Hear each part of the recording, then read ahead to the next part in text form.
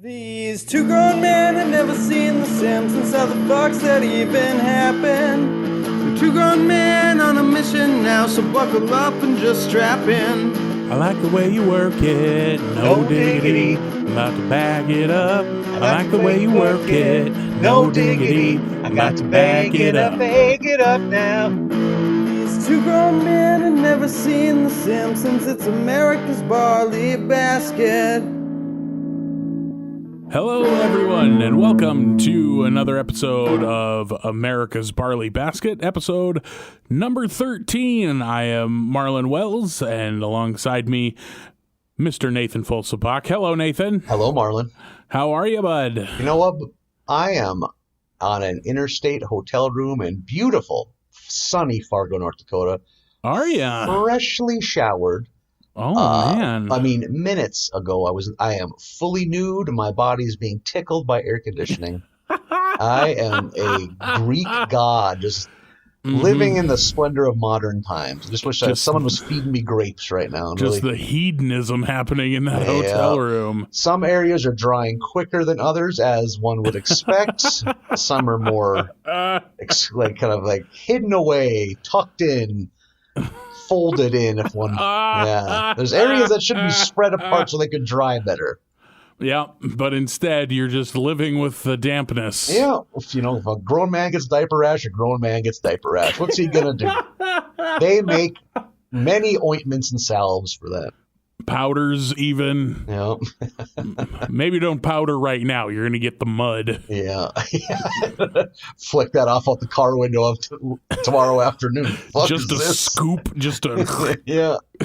It's the yield sign. Still got it. Oh, God. I yield to no one. Urinal cake that's forming between my stomach and lower abdomen. I went there, America. Oh, God. That's arousing. Revolting. Okay. Oh, sure. Yeah, that's what I meant. No, that's... I am sitting next to a nice can of Rockstar energy drink, like a real conscientious health nut. It's got real chunks of Rockstar, so you know it's good. That's how you know. I am filled to the brim with Ethiopian food. I may black out in the middle of this and just enter a food coma. Yeah. Ethiopians don't play when it comes to food. The portions, it's wild. It's offensive how much food you get when you order Ethiopian food. I think it's called like Medina's cuisine. It used to be on 13th Avenue in West Fargo. I was eating, me and a friend, it was just like something out of an animated, like a Tom and Jerry cartoon, how much food that was going inside of us. Meanwhile, Medina, I'm assuming, the lady that ran it, was bringing us shit we hadn't even ordered just because she wanted to know what we thought of it. Hey, guys, what do you think of this? It's like, do I have 6 desserts in front of me? What's going on? Right? And did I eat them all, Marlon? Yes, of course. Yes, I support small businesses, Marlon. And they thank you for it. Yeah, as they should. I get riddled with type 1 diabetes any day now, or type 2 diabetes. All because you were helping out a small business. I'm just too selfless. That's how I tell my doctor. Oh, God, I'm sorry. It's just my altruism is really getting me into some weight trouble. Type 2 altruism. Oh, God. You know what else is altruistic? What's the fine work of The Simpsons. They deliver year after year, and we just get to sit back and enjoy the laughs. Yeah, they ask nothing in return. They're just here to give and entertain. Oh. And they do. We have another hot batch this week. Sure do. What are we? We're just kind of getting into season 4. We got episodes 1 and 2 out of the way last week. Now we're into episode 3 of season 4, and man, we are in the good stuff. Yep. Digging it. Why don't you get on that horse and take off with episode 3? Sounds good.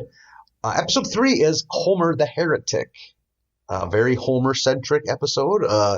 Starts off with Marge trying to force Homer to get out of bed and go to church. He doesn't want to. He's very comfy. It's Sunday morning.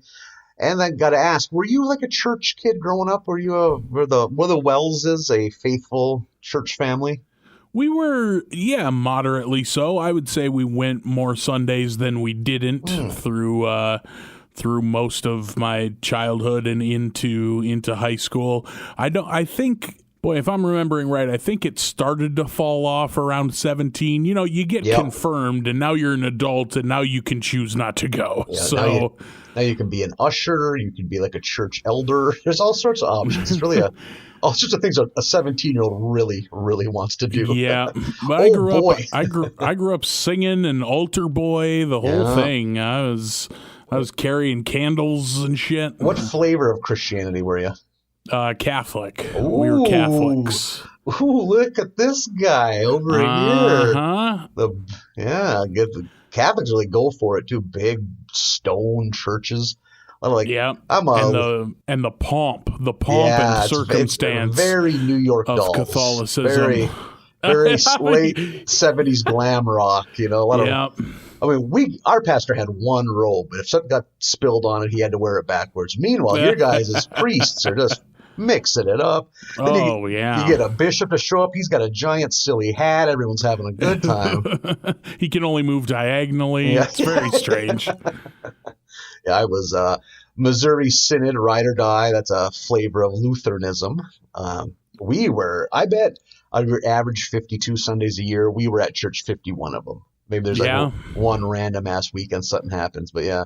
And I was kind of the same way. Never missed church. And then one day my mom didn't wake me up, and I was like, "Hey, what's going on?" She said, "Well, you're 16 years old and you can make your own decisions about church." And I didn't use these words, but my actions clearly said, "Well, smell you later."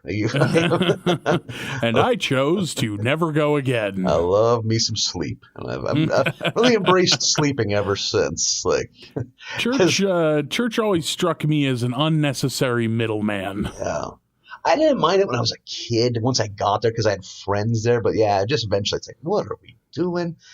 But this reason I thought it reminded me, like, my mom is a goddamn angel. But if you, like, her top 10 most angry moments, at least 8 of them were getting us out of bed in the morning for church.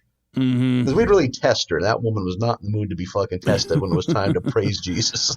And she doesn't need that. That poor woman. Driving a very unreliable rear-wheel drive sedan on the iciest of roads, probably negative 15 degrees outside, to get us there so she can drink shitty, lukewarm coffee.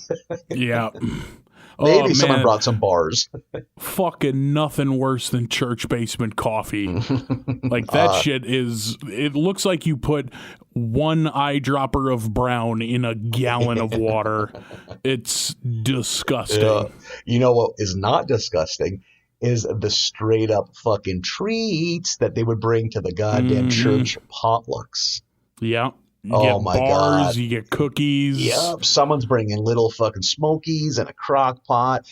You're going to get white hamburger buns flipped open with cheese whiz spread on them, with or without olives, depending on how much flavor you like. What is happening right now? An open... Hang on. So, I'm going to call it an hors d'oeuvre where you come from. Perfect. Is a white hamburger bun... Yep. Flipped open. With it's kind of separated, so it's just one half of it. Sure. It's an open face. Yeah. And then cheese whiz and an olive? Well, probably like 4 olives kind of spread out on the... Black olives? No, green olives. Green. Yeah.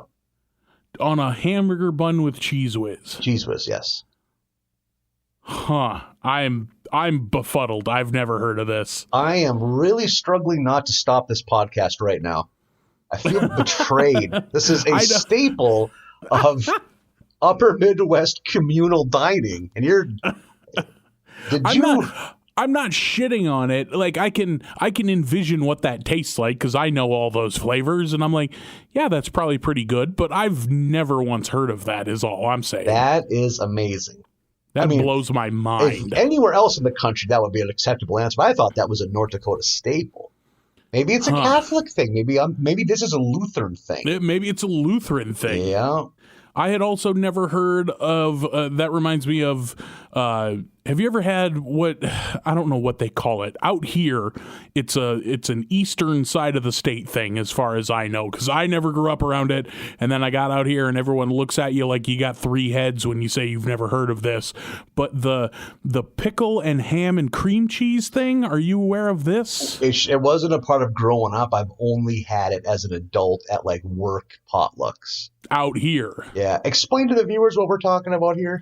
So you take a pickle, just a regular dill pickle, and you set that down, and then you have a slice of ham that you smeared cream cheese on, and then you lay the pickle in the ham and roll it up, so it's like a roll up. So you have pickle surrounded by cream cheese, surrounded by ham, and then I've always seen it like sliced up, and it's like I think someone once like jokingly referred to it as like Norwegian sushi or something like that.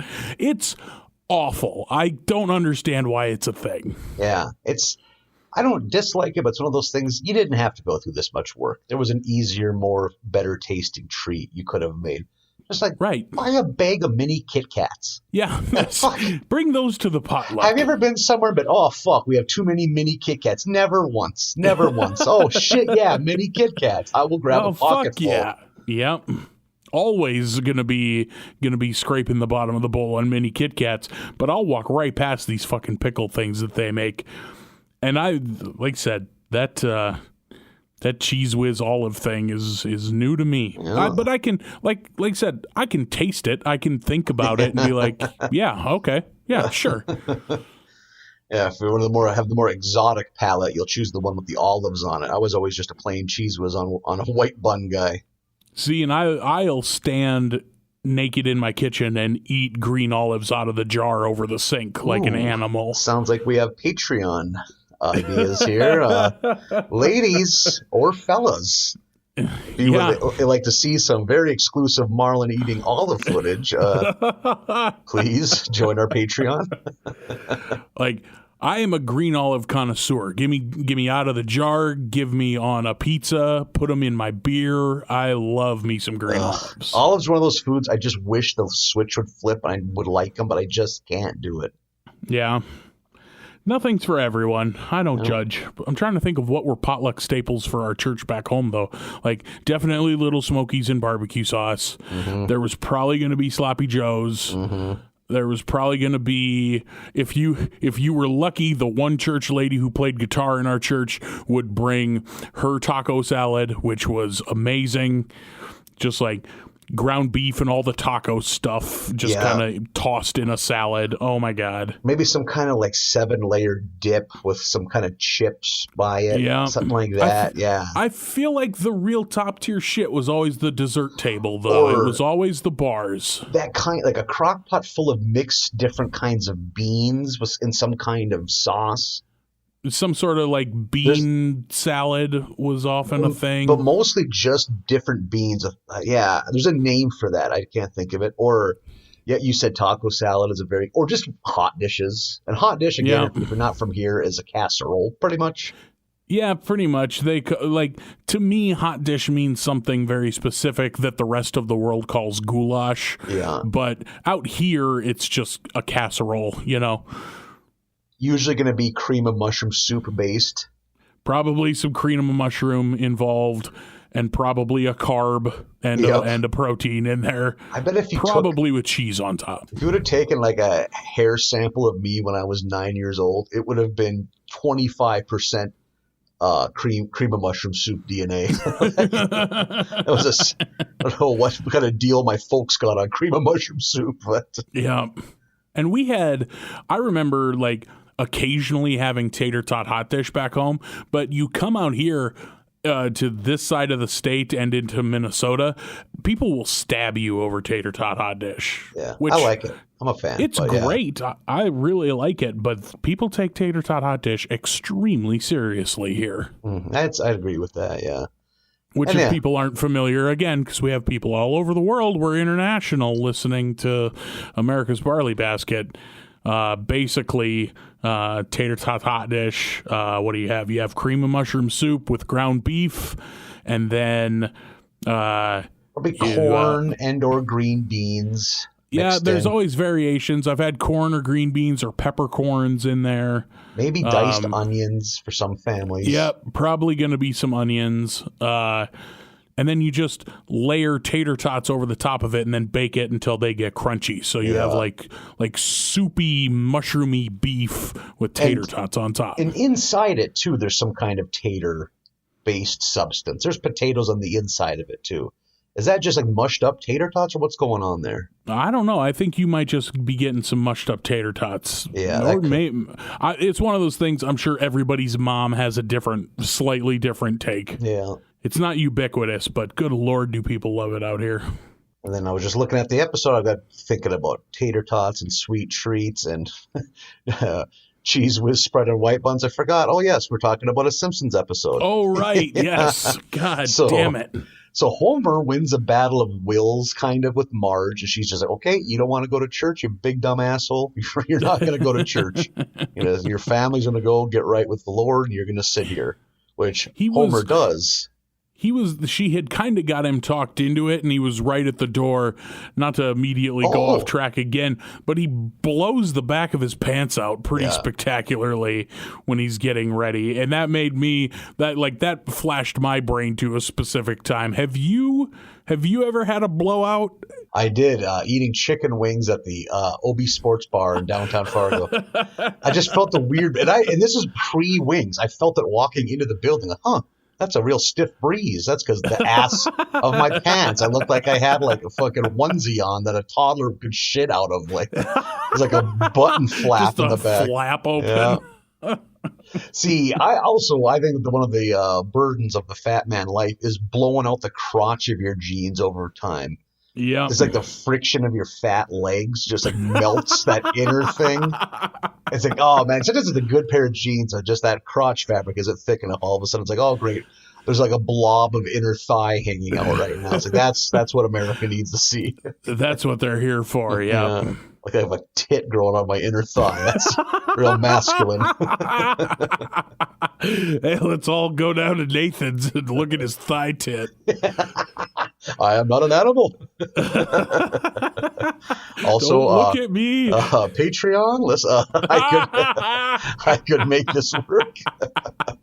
Well, the Peekaboo Tit Thigh Show. It's at 11 p.m. Central.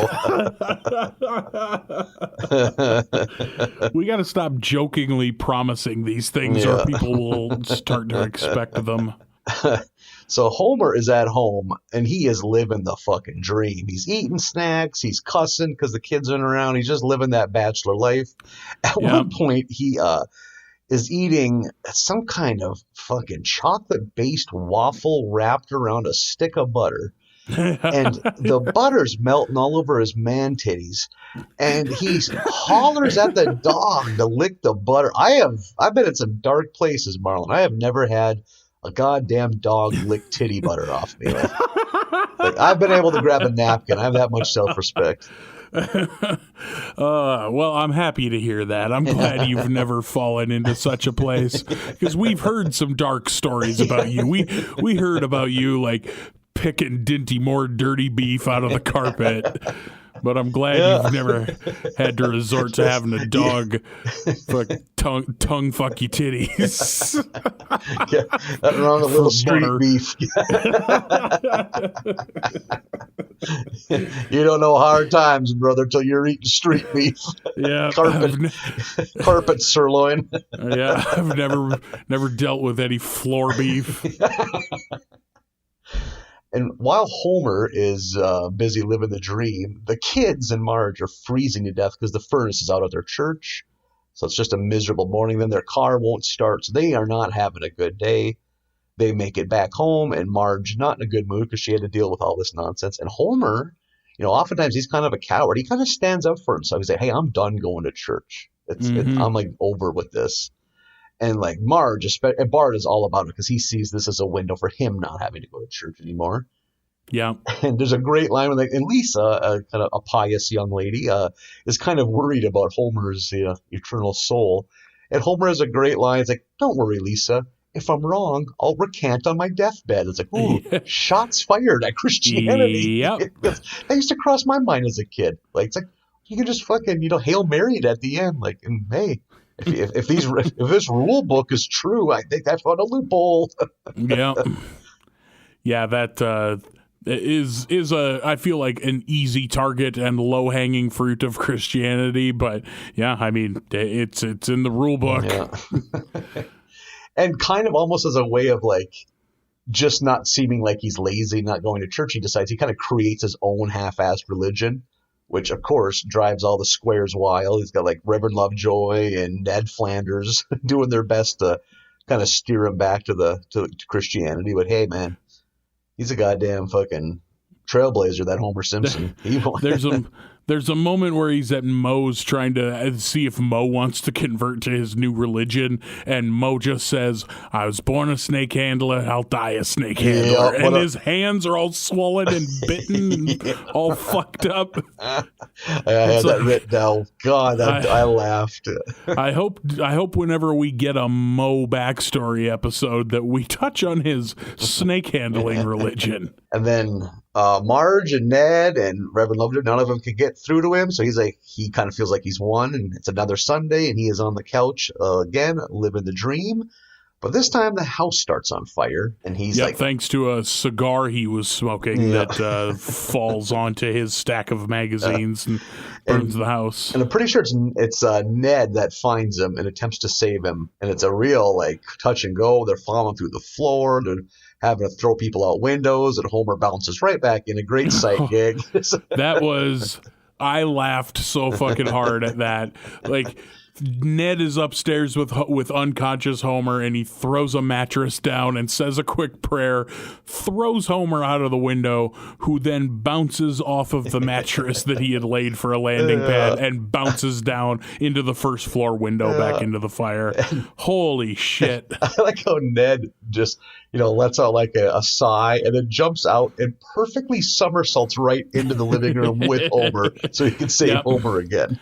Yeah, he like Christ pose, jumps out the window, lands, and like a perfect back somersault. Ned Flanders, it turns out, is amazing. Yeah, what a neighbor, yeah. And kind of during this, Ned gets him out of the house, and they keep him alive, and then that's kind of right around when the rest of the family shows up from church, and also the volunteer fire department. I got a thing to mention. Springfield, it's a town big enough to have a professional fucking sports franchise, a red light district where you can buy women of the night and drugs, and a giant science museum, and yet they do not have a professional firefighting team. Relying on volunteer firefighters. Yeah. So I was like, that is a big... I'd like to go to a city council meeting to see what the decision-making process is here. Where's the tax money going, if not to the fire department? Yeah. Their police department completely inept. They really should have a fire department.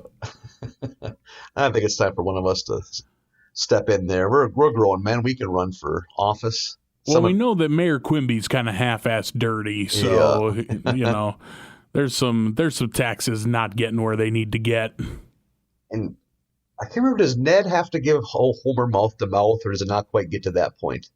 I don't think it gets to that point. Not that I remember. That might have been a fevery fantasy of yours, but I don't remember maybe that. It was one of those extracurricular videos I sometimes watch to go to bed, calm my nerves. Yeah, something to take me off to dreamland.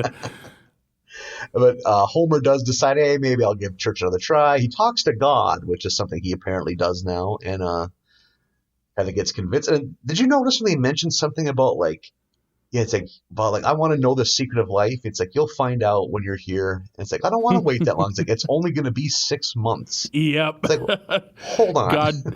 God tells Homer he's only 6 months away from dying, and Homer doesn't catch it. Yeah, because he's a dum-dum. Yeah.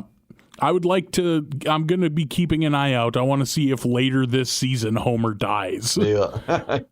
Has a near-death thing and then gets not rejuvenated. What's the word with the paddles? Resuscitated. Oh, yeah. I wonder if they'll make good on that joke. That would be that'd be very quality writing to come back to something that trivial. Yeah.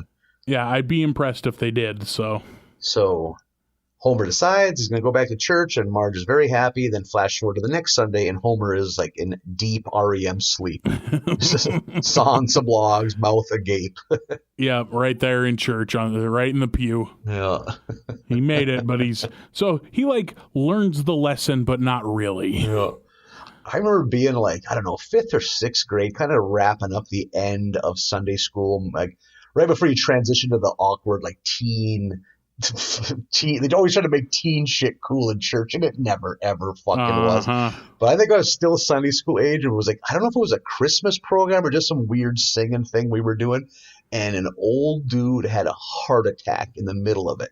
Holy shit! Like, let out a death rattle gasp and like collapsed, and it was like it took every fucking bit of self-control I had not to do one of those Stifler and old school fist pump yeses and like pointing like, this is so fucking awesome. I thought being that we're in Simpsons mode, I thought you were gonna say a Nelson like point and laugh. Ha ha. I didn't want to mock the man. I just wanted us all to recognize that something extremely fucking metal is about to happen. See, we're singing about Jesus. Homeboy's gonna meet Jesus, and that's pretty fucking crazy. Can we all just appreciate this for a moment? Oh, fuck, that's funny. Yeah, but again, it's almost redundant to say good episode, because I think for the next several, it'll be maybe like next spring before we're not saying it was a good episode. Right. Yep. I think they're just all good. I feel like after every episode recap for the last 3 weeks, we've said, yeah, it was a good episode. Isn't it? Of course it was. It's trippy to think we'll probably all be vaccinated for COVID the next time we watch a bad episode. Yeah. Or dead or from dead. it. But or dead. Yes. Or dead. Yep. It could be our bleached skulls getting stepped on by Terminator robots. Could be strapped to some cannibal's the front of some cannibal's Harley by this time next week, for all we know. Getting traded by cannibals over the hood of a Chrysler Cordoba. Ruefully thinking this wasn't the street beef I had in mind. Although you've got a good Mad Max name now, Street Beef. I don't think that's the name you want. That's some guy in a Rob Halford chest harness and a bucket on his head with a skull painted on it is trading you for gas. Oh, it is coming. Yes. Good times. That's what it's all about. Think of all the water weight we'll shed when there's no water a month from now. I know before they cave my skull in to eat what's left of my brains, they acknowledge that I'm looking pretty trim. Hey, Nathan, just want to say you're looking good. Oh, thanks, guys. And then they brain you with a rock. Yeah. Oh, it is coming. Mm-hmm. All right, episode 4 is Lisa the Beauty Queen. This one starts off with some real hot Disney jokes, which I appreciated. The school is having a little carnival, and Skinner has made a sign, and part of that sign says the happiest place on earth, and there's a Disney attorney there who is explaining that that's not okay. Which there's an episode later where they're cracking some Disney jokes, and it's so laughable because we're watching these on Disney Plus now. Like, eventually corporations and buyouts are so fucking inbred that the shit you were making fun of 30 years ago is now your mouse master. Yeah, you know that the frozen head of Walt Disney is smirking somewhere right now. Yeah. Cryogenic tube.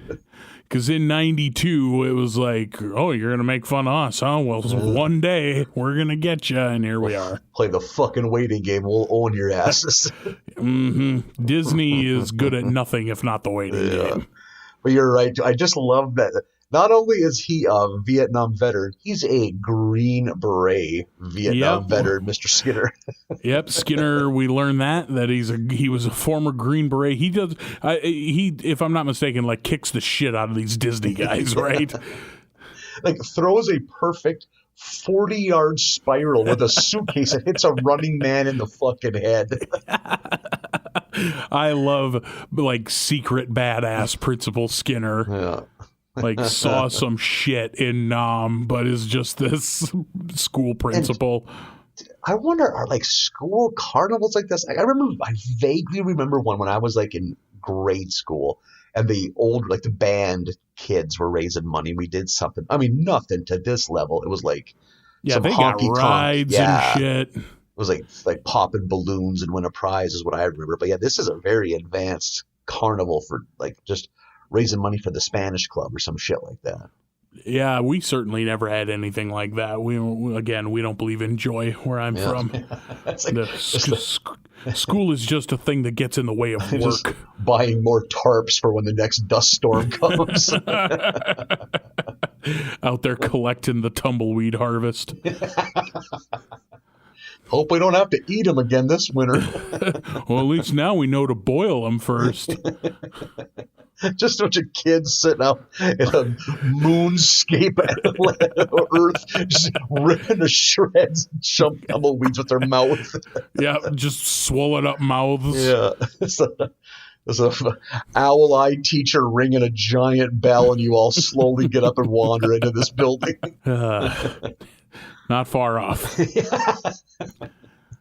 There's a caricature artist as part of the carnival, and he draws Lisa in a way that a caricature artist would, except he makes her kind of ugly, which really devastates Lisa's self-esteem in a big bad way. I'll tell you right now, I don't like sad Lisa episodes.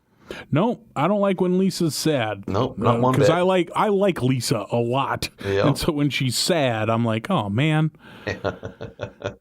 I have a big brother, a big sibling attachment to Lisa Simpson. I feel like I got robbed of having an overly smart younger sister. Yeah, I think we all did. Homer at this carnival wins a blimp ride on the Duff blimp, so he's pretty stoked about that. There's an ad on the television while he's at the bar for a Springfield beauty pageant, a youth beauty pageant. Sponsored by Laramie Cigarettes. It's a nice touch. Yeah. There are so many great spots in that advertisement where it's like, we're not allowed to advertise on television. And then he just takes a big drag of his cigarette and is just like, that Laramie flavor. I love all the shit they do with Laramie. It's perfect. I'm pretty sure I already know the answer to this question, but do you remember, like, did your hometown have like a Little Miss kind of like pageant like this at all? Like, no, not at all. Like a Little Miss bovine health awareness. Here's how you test for the scours.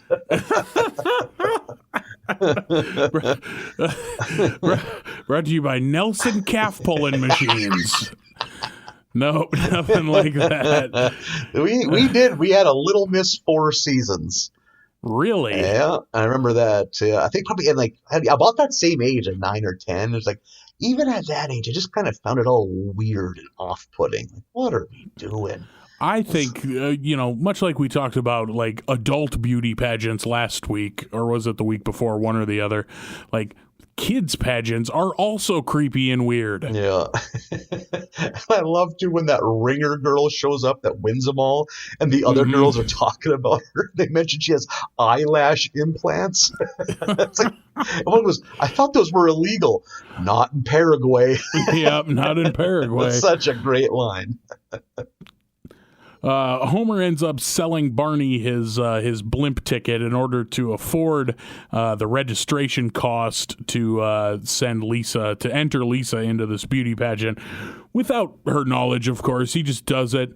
And Marge ends up having to convince Lisa to do it because initially, her self-esteem is in shambles thanks to this caricature artist. The last thing she wants to do is go be judged on her looks at 8 years old.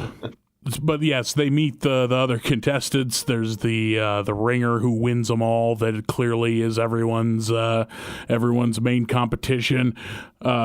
Later, Lisa's talking to Marge and refers to her as the Jack Nicklaus of the pageant circuit. And Marge just lackadaisically daydreams about how attractive Jack Nicklaus is. As a golfer, in her head, he makes a short putt and then bends over to get the ball, and it kind of just freeze frames on Jack Nicklaus's ass for a while. I think it's funny that is Marge's dream boat, his Jack Nicklaus. Who wasn't exceptionally fit for a professional athlete, right. if I recall. Just like a normal guy. Yeah, just kind of a dumpy. He looked like a professional bowler. Yeah. We go get Lisa, not a makeover, but she goes to the salon to get her hair done. And did you see the name of the salon, Nathan? Oh, refresh my memory. I'm almost positive. It is Turn Your Head and Coif. Yep, there you go. Oh my God. I was fucking dying. And we discussed sports physicals a week or so ago too. Mm-hmm. It all ties together. I'm finding more and more that as good as the out loud jokes are on Simpsons, the jokes that are just in writing are maybe my favorite. Yeah, there's so much of it. You have to pause. There's so much little good things hidden here and there. From names of businesses to magazine titles, holy shit. If it's written down, it's going to be fucking funny. I'm kind of jumping ahead here, but when the pageant starts, the ringer girl goes up, and her first line is, "When I grow up, I want to be a sweetie pie." Yeah. What an awesome life goal to have. Yeah, which is uproarious applause. Yeah, the judges all love it.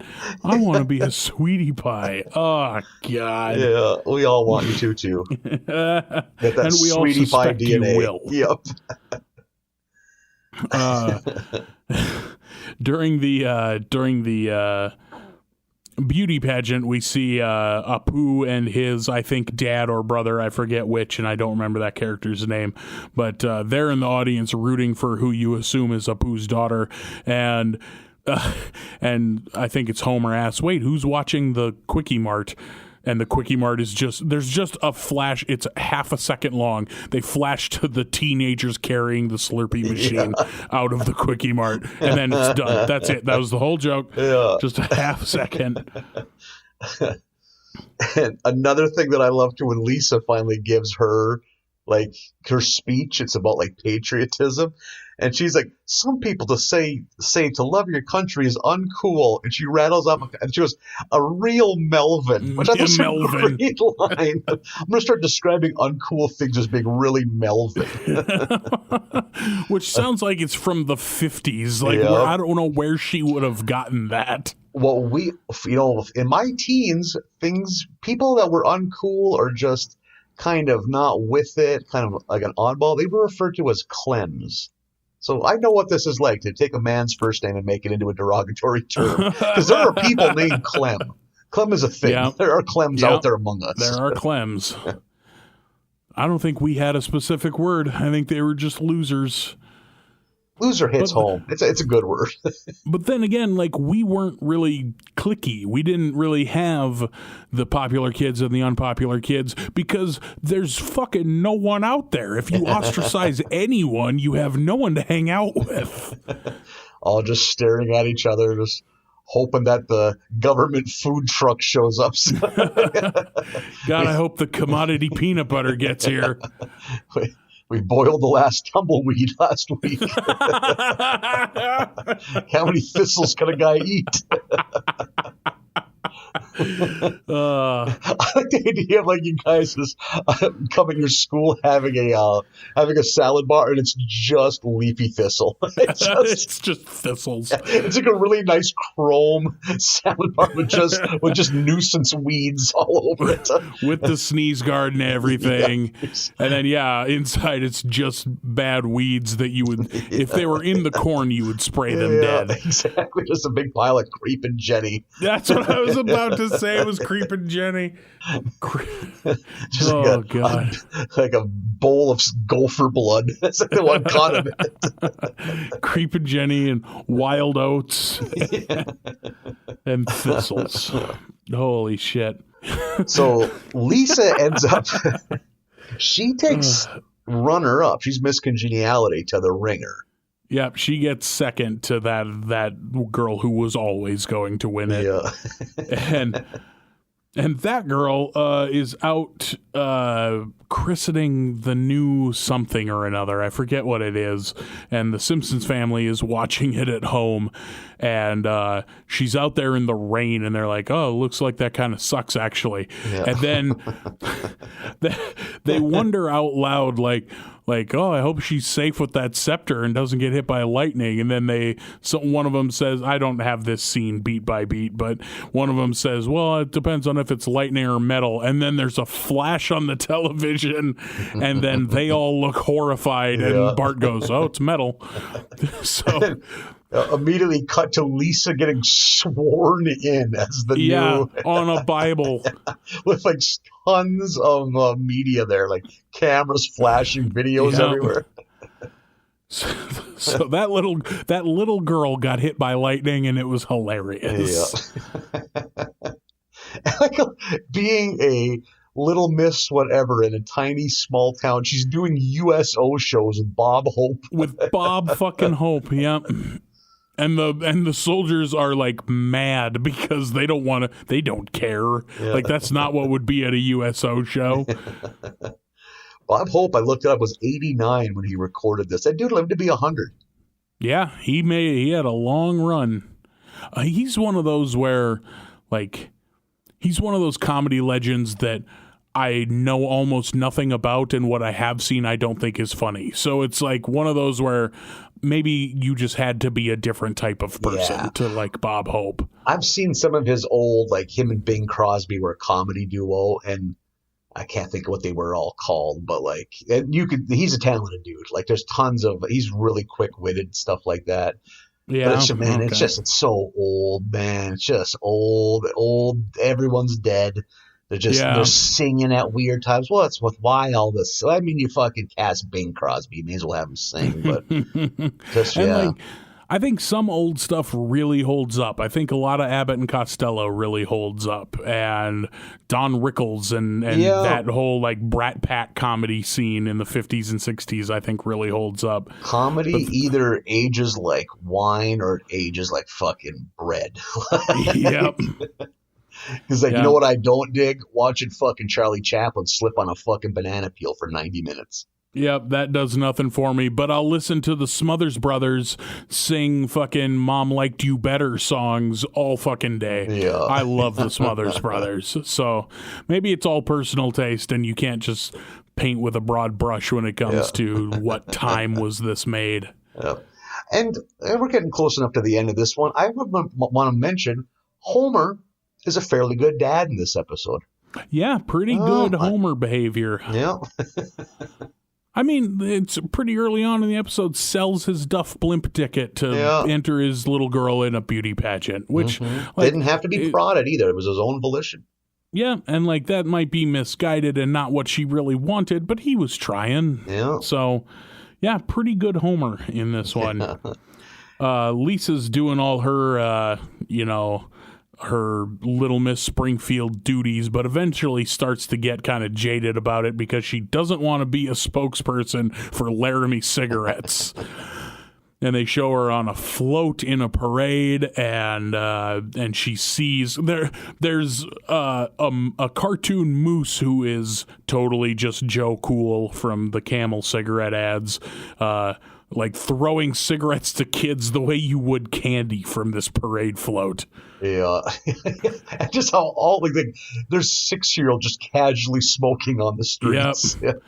Like they show Maggie she replaces her pacifier with a cigarette and like still does the Maggie sound of the pacifier sucking, but on a cigarette. Yeah. And she, Lisa, won't have any of this and makes a big stink. And Quimby, they show like a smoky closed door meeting with Quimby and the police chief and everybody, and they decide they're going to shut this shit down. I love seeing the seedy underbelly of Mayor Quimby. Yeah. The couple of times we've seen it, I think it's great. But they decide that they're going to replace Lisa with the one who won originally, and so he strips Lisa of the crown, and that's kind of it. These episodes are continuing to do, and I think continuing to gain on it more and more, just like wrap it up in 20 seconds, hit the credits. Yep.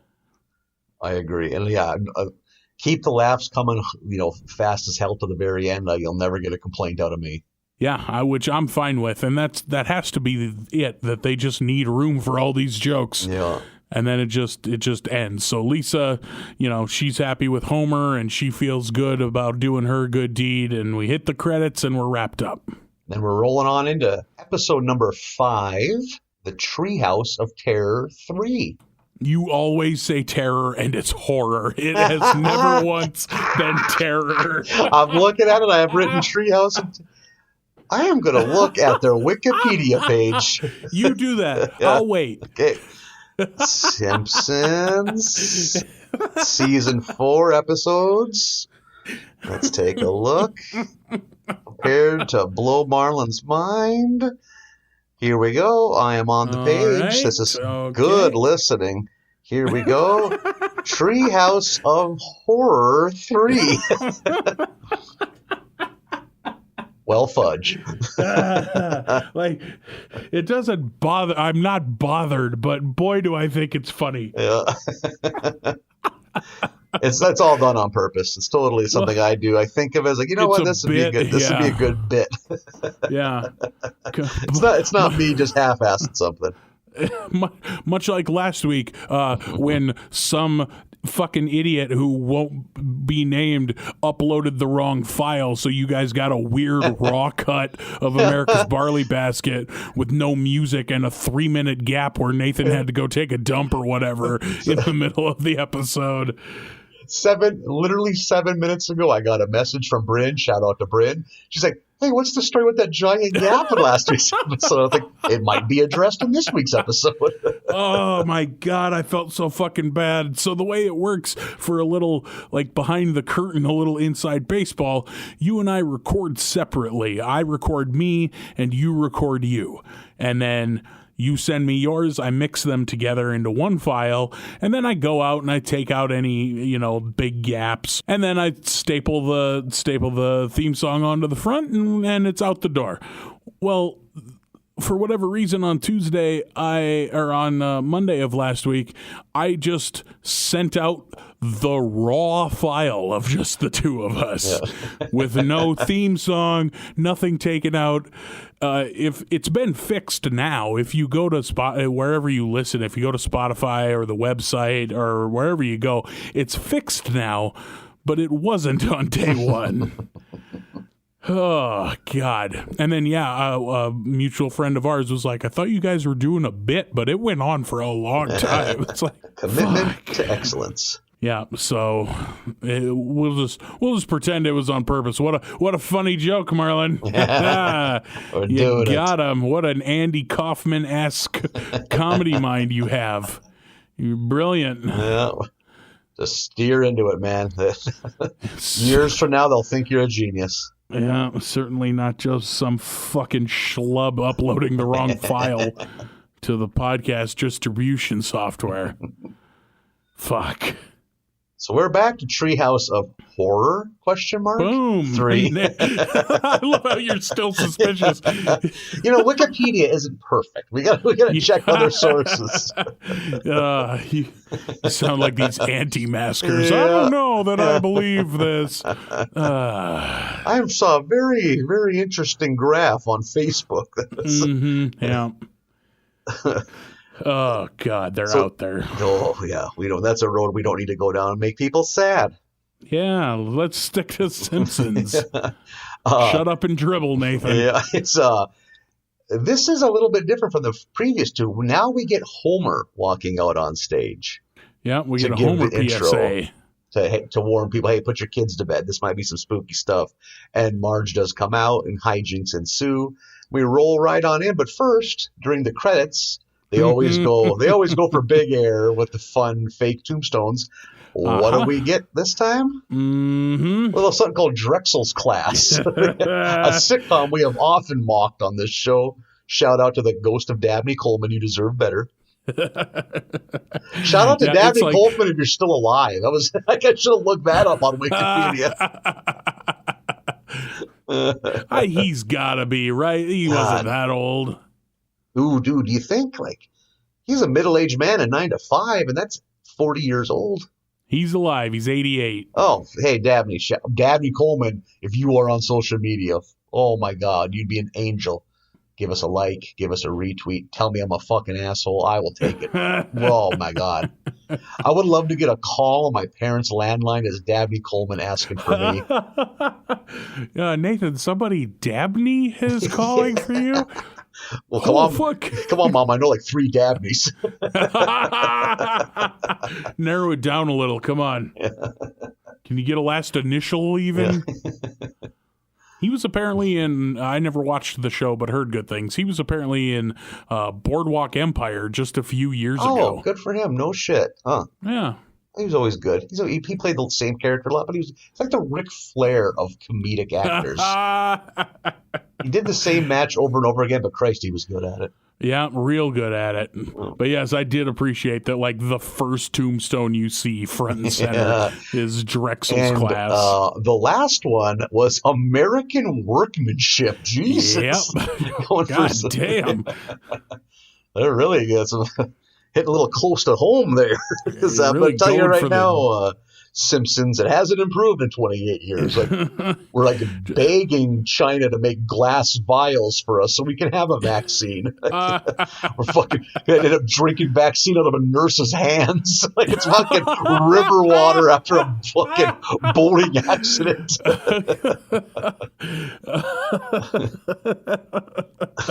Oh God. Yeah, really going for the jugular on the tombstone jokes. So the premise of this one kind of is the Simpson family is hosting a Halloween party, mostly for the neighborhood kids. So they get a few good sight gigs, the different costumes people chose and stuff like that. Of course, fucking Martin is in something dumb as shit, some prissy fucking like some like Greek or Roman character with like a harp and shit. Yeah, and like flowers in his hair, like yeah. Martin, super lame. It's like, come on, Martin, just for this one day, stop being Martin. Am I the only one who thinks it's a little odd to have 10-year-old Bart dressed as a Droog from Clockwork Orange? Yeah. It was a good costume. I think it looks good, like the eye makeup in particular. Yeah. I'm like, that fits really well in Simpsons aesthetic. Yeah. But holy shit, why do you know what that costume is? It's not the craftsmanship that is the issue here. Right, yes. It looks great, but what are you doing? Yeah. So it kind of starts off with them wanting to tell spooky stories to one-up each other because they're kind of not keen on having to sit at this party. They want to be out trick-or-treating and all that fun stuff. But the first story, I think it's Lisa's story, is Clown Without Pity. Yeah. Which Homer buys a Krusty doll, which turns out to be evil.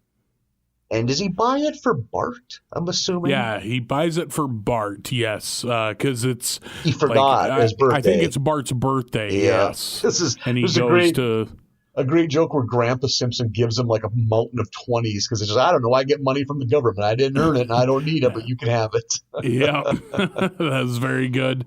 And I like that Homer goes to an occult store. Like it's Yep. just like it's just cursed And items. do you think it's going more for a Chucky thing? Or is it going more for that 70s like trilogy of a horror movie that has like that Zulu curse doll? Yeah, I thought Chucky, Yeah. was probably the main bit, was where my mind went anyway. And then the store is kind of, it's not exactly 1-to-1, but that reminded me of the Needful Things store where you buy the monkey paw. Yeah. With a little bit of like Gremlins in there, Yeah. like the Very store good- that very they good get, point, yep. that they get The Gizmo. Asian man, yeah. Yep. Then the doll, it plays cute when no one else is around, but when it's just, or when everyone else is around, when it's him and Homer, then shit gets real. Yeah, the doll's trying to kill Homer, this crusty Yeah. doll. And how is it rectified? My brain's turned to mush. They eventually, the doll stops trying to Oh, be sneaky about it and is just outwardly, openly trying to murder Yeah. Homer. And Marge calls the 1-900 number on the box, and they send a technician who like opens the back of the doll's outfit, and there's a switch that says evil or good, and he's like, "Oh, somebody flipped it to evil," and he flips it to good, and everything's fine. Yeah. I thought that was a nice touch. That it was that simple. I mean, they only have like 8 minutes to wrap these up, so they got to really go quick Yeah, these for it. shorties, Yeah. they are dense with jokes. There's a great bit where earlier in the episode, the doll is like laughing the crusty laugh as he marches towards Homer, and then the string on his back becomes all the way detracted, and he stops laughing and has to like turn to Homer and be like, "Come on, help a buddy out," and Homer pulls it so he can start maniacally laughing again. It's so good. And I noticed the episode wraps up with like a theme music that's not The Simpsons. Each of these shorts with like a heart, like the camera closes out in a heart shape. You think that's like a Love Boat shout out, or it's some like 70s sitcom? Oh, I don't know. I didn't even notice that. Oh, really? Yeah. Each of them ended that way. Huh. No idea. On the subject of each of them, Grandpa Simpson, he's in charge of the second scary story of the Halloween party. His is King Homer. It's done like in a 1930s black and white. Yeah, it looks like the original King Kong. Yeah, and in this case, Mr. Burns is the rich, like, privateer trying to get this, he thinks he's going to make, has a great line when they finally discover Homer Kong. He's like, if he's alive, we'll make a killing on Broadway. If he's dead, we'll sell monkey stew to the army. Yep, gonna make a mint one way or the other. Yeah. Is Mr. Burns. I thought that was great. Yeah. Have you ever watched I forget the year, but the 1930s King Kong? God, if I have, I sleptwalked through a film class in college where I was fucking probably 0.20 drunk still in the middle of the afternoon. It's, for a movie of that era, not bad as far as holding up. It's all right. Around the beginning of because I started college when I was like 20, so right around that time, I just remembered this. I came to class with my trusty backpack, and I remember it was like a Wednesday where I had 3 classes, and I was missing so much school. I was psyched. I was actually going to be able to hit all 3 classes. I opened my backpack. There are 7 fucking Natty Ices in like a beat up. I forgot that night before I traded my books out for that 12-pack of Natty Ice. I did not make the transition back to books. If that doesn't sum up my undergrad career. Not even a notebook, just nothing. Just showed up to class with some loose beers. Hands politely folded on my desk. Just taking it all in. Yeah. Fuck. So Marge I don't know what her name is in this, but she is a part of like the expedition to go find King Homer. And Marge is smitten, or he is smitten by Marge. King Kong is, just like he's smitten with Fay Ray in the original King Kong. And they get him back. They get him on the boat. I think doesn't he eat Smithers at some point? He eats a lot of people. He eats a lot of people. He really likes to eat people. Yeah. Smithers definitely one of them. Yeah. They get him back, and they get him tied up, just like in the movie, in the original one. He's like chained up, and they have him on display on stage. Yeah. And before they get him out, Barney, but he's not Barney, stands up and declares, "Look at the size of that platform." That's such a great joke. Like, that's the thing that he's in awe of. He doesn't even care that a giant 50-foot tall monkey's coming out. He's just impressed with the platform. And then he is able to break himself free, and he completely runs amok and is raising all sorts of hell. And I'm trying to think. They eventually do. Doesn't he get tired or something? Because Marge realizes you just can't eat people, man. You need to like mix a salad in. It's like his blood pressure crashes. Yeah, he's doing the climb, like the King Kong climb, and he's just sweating and huffing the whole time. And then he just like passes out from exhaustion. And when they like pan back, he's only made it like one story up the building. And then he's laying there sleeping. Yeah, I thought that was a nice touch. There's a moment, I believe it's when they capture Homer to put it back on the island to put him on the boat, where Mr. Burns is holding a gas grenade and goes to throw it, and it's Mr. Burns, so it only makes it 2 feet in front of him and goes off. It was such a great feeble Burns joke. I like how even like Explorer Burns is still feeble. Yeah. Still just a complete wet blanket. And there's a moment in the city after Homer breaks loose from the theater where it's Marge and Burns sitting on the couch, and he just lets out a sigh, just like, I'm not looking forward to the reviews. Yeah. and then Homer busts in and grabs Marge, but they get that one quick one in there. Oh, it's a great joke. And then Marge and King Kong Homer get married. Yeah, and he manages to eat Mr. Bouvier, who I don't think you ever see in this show. No, I don't think so either. It's the first appearance of Marge's dad. So we are on to the final story of the episode, the Bart story. It's Dial Z for zombie, which is another Hitchcock reference. Dial M for murder for those scoring at home. Okay, I didn't catch that. I did catch the Alfred Hitchcock joke at the very beginning with the side profile of Homer. Yeah. So, I need to educate myself on some Hitchcock if we're going to keep doing these Treehouse of Horror episodes, apparently.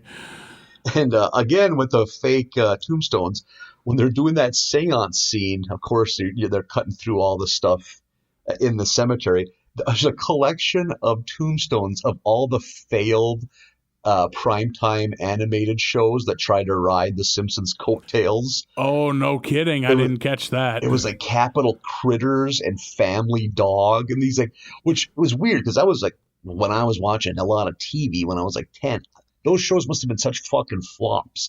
I don't remember them at all. Okay, I did see those and didn't know they were television shows, so... Yeah, they must have been real bangers. Yeah, quickly realized that people aren't watching The Simpsons just because it's animated. They're watching it because it's really fucking good. Right. Yeah. And happens to be animated.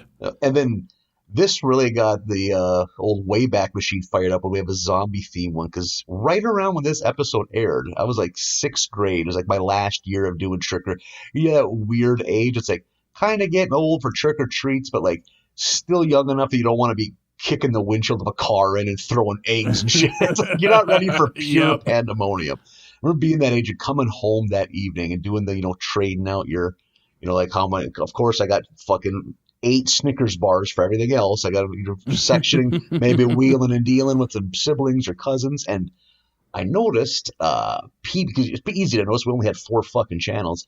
PBS was showing Invasion of the Body Snatchers. Unedited. Oh, good flick. No commercials. There's fucking titty in that movie, and they showed it on PBS. So my very pubescent brain was all of a sudden very locked in, but I caught like the last half hour of that, which was cool.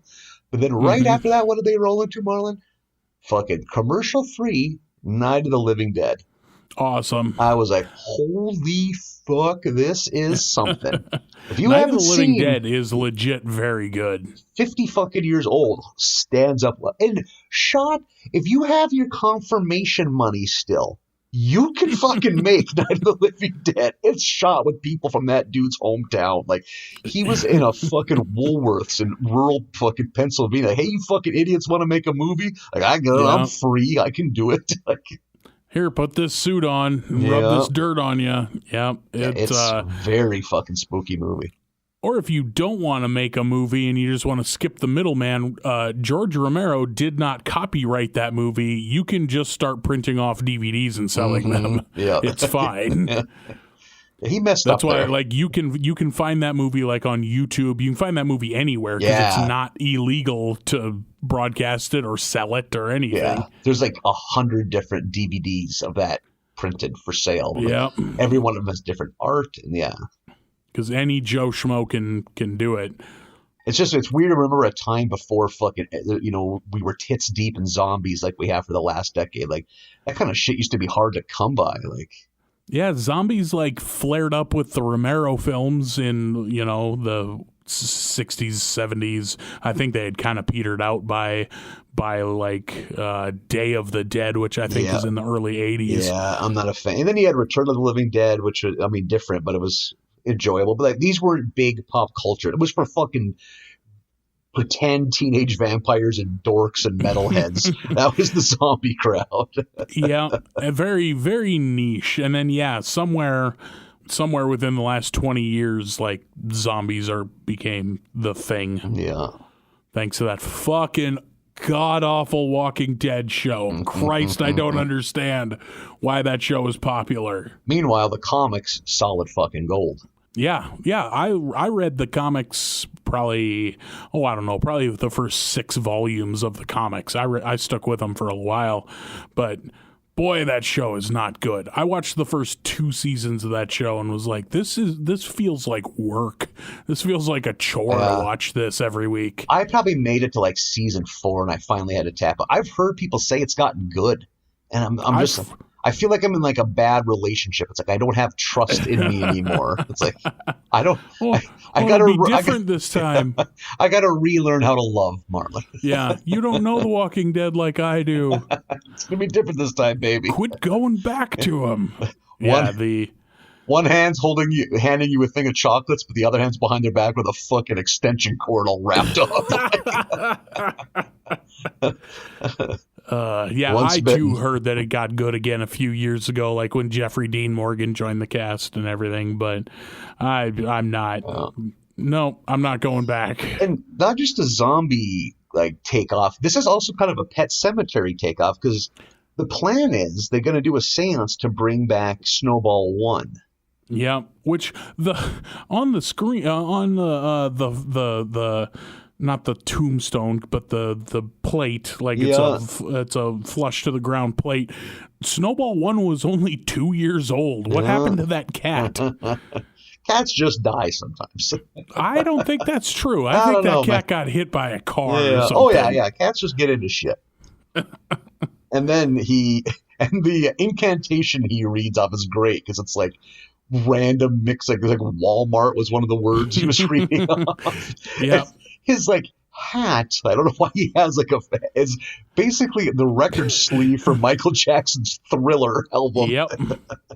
For no reason, it's not addressed. Not even fucking mentioned, which is so great. I didn't notice until like he was almost done wearing it. Like, wait a second, that's Michael Jackson. Like, I guess it's zombies and Thriller. I guess point. I kind of get that connection, but like, what is? It's still real off the wall. So he reads the wrong thing, and instead of having the cat come back to life, all of the dead people in the area start crawling from their grave. They start wreaking havoc. They, of course, because he's a good Christian man, Ned Flanders lets them in, and then they proceed to rip him asunder. And then it's basically just 2 minutes of good zombie gags, just like them getting into shit and seeing zombie versions of your favorite characters. Yeah.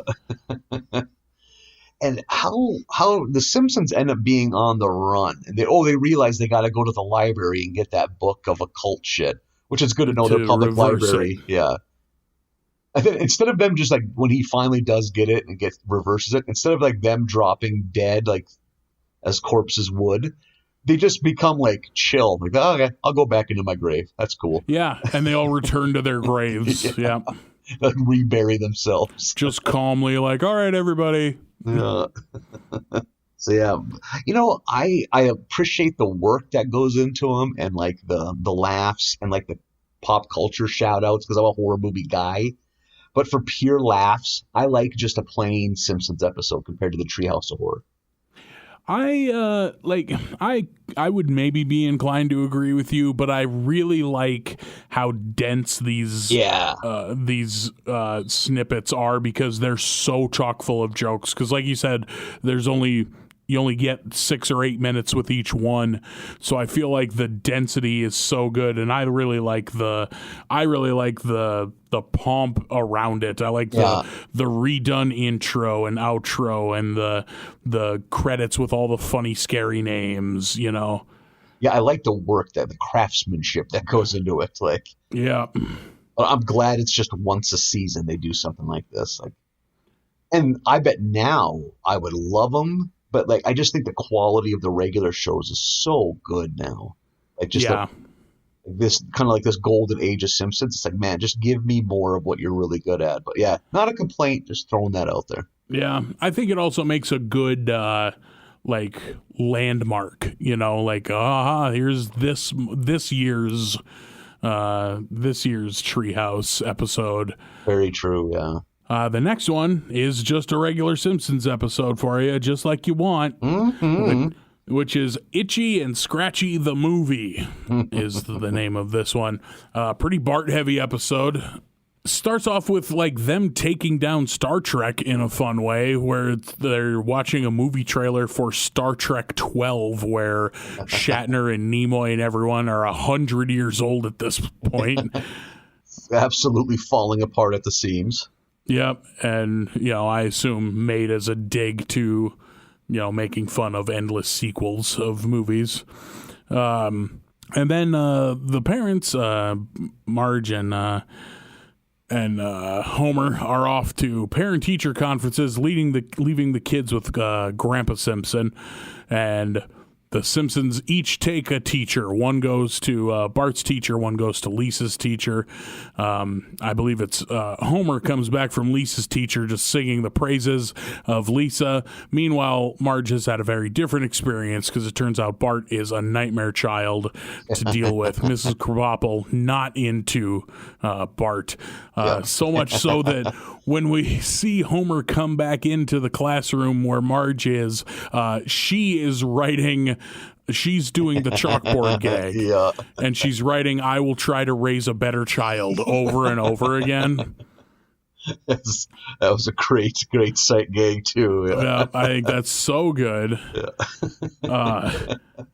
I love, too, when Homer goes into the classroom and he has to sit in one of those kids' desks. I think you and I, as two husky gents, know what that is like. Holy shit, do I know what that's like.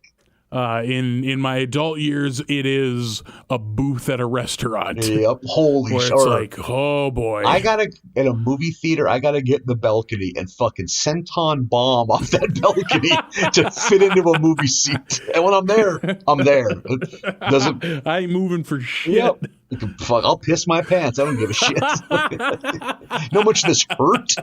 I didn't know I had my cell phone in my pocket. I dislocated my hip because of that.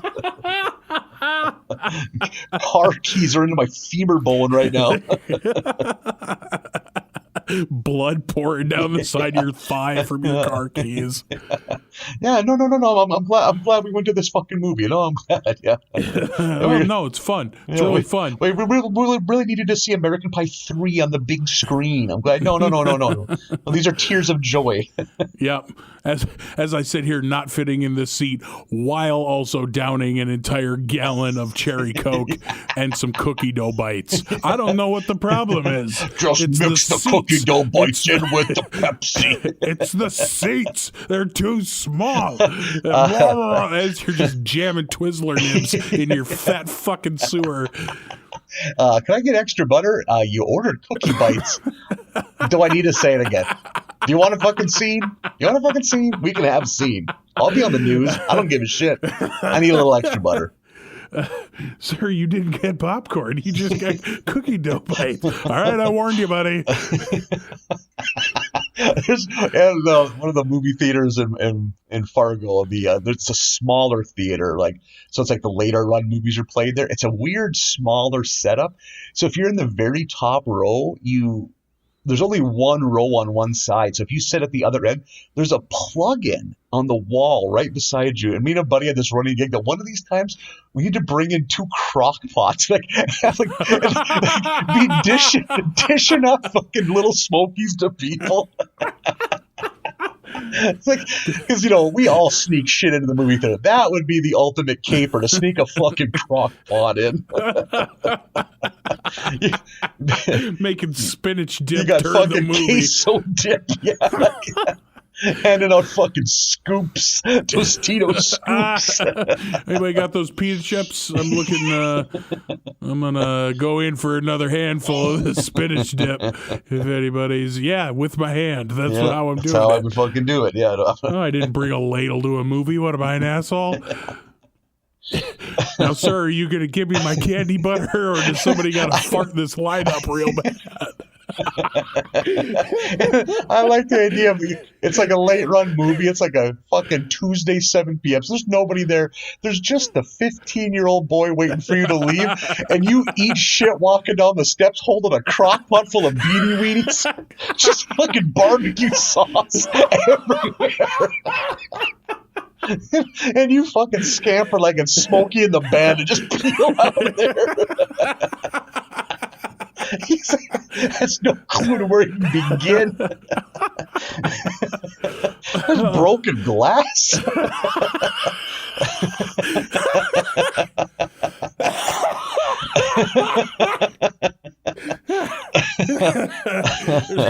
Broken ceramic fucking crock pot.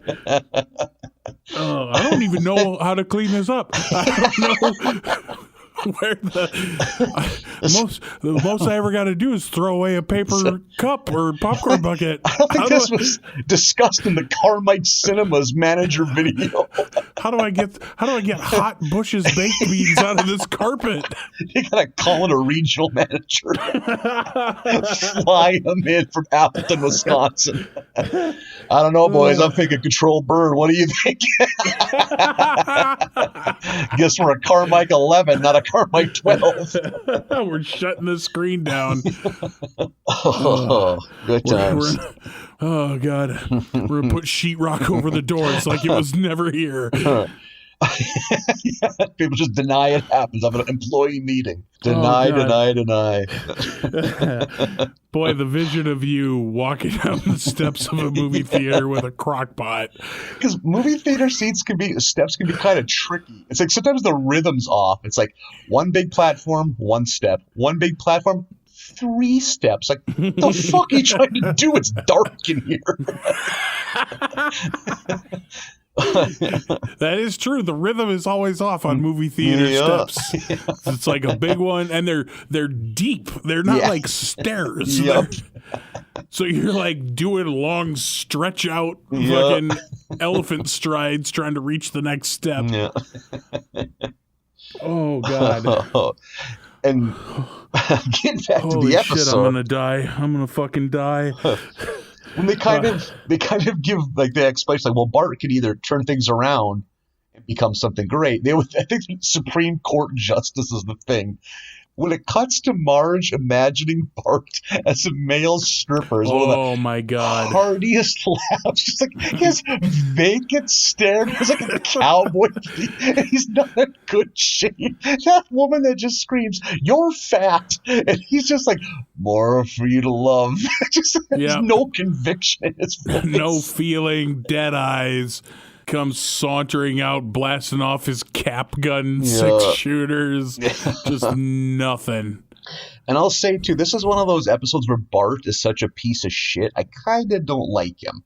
Yeah, it's not as bad as previous episodes. Yeah. It's not like the Thanksgiving episode, Yeah. but he's not good. And Homer is so dumb in this one. You almost feel like Bart's taking advantage of a handicapped person. It's like Homer's so fucking dumb in this one. Like, yeah, the Mrs. Krabappel insists that they start doing better at disciplining Bart, and they kind of show that whenever they try to punish Bart, Homer caves and just is like, no, it's fine. And Bart, of course, never learns anything then. yep. But they send him to his room with no supper in order to show him a lesson. And Bart, this fucking smug little shit, is like looking right at Homer just like, listen, you're not going to send me up there to starve. We both know I'm going to be eating some of this pizza in 5 minutes. It's like, holy shit, you little rat bastard. Yeah. I am not a dad, but that got all of my dad, Yep. like everything flared up all at once. Yeah, Just it's like, I know you're not punish supposed that to. child. You're not supposed to hit kids, but sometimes you should maybe hit kids. It's like I understand the like why you little and him strangling Yeah. Bart. Like I got it. I get it. He was really a jerk in this one.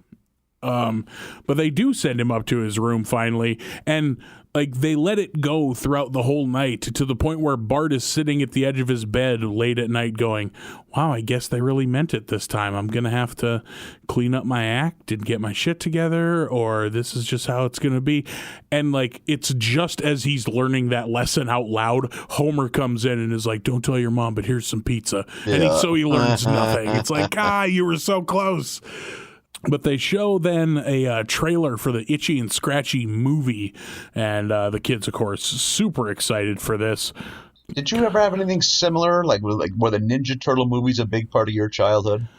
I certainly watched the shit out of them on VHS. Like, you didn't really make it to a theater very often in my youth. So, but like I lived on VHS. We flat out didn't have any manner of television for a long time and only had VHS. So, interesting. I watched a lot of tapes. Like I bet I watched Lion King to the point where both of my parents wanted to just set the house on fire with me in it. Like, I swear to God, if we have to hear that Circle of Life song one more time, we're sending him out into the prairie, just out with nothing. See, I'm almost surprised, like, being country folk that are making their living off the land, that watching the local news wasn't a nightly occurrence so you could see the weather. Yeah, I don't know what it was. Radio, you're always listening to the radio. Yeah, that is a very good point.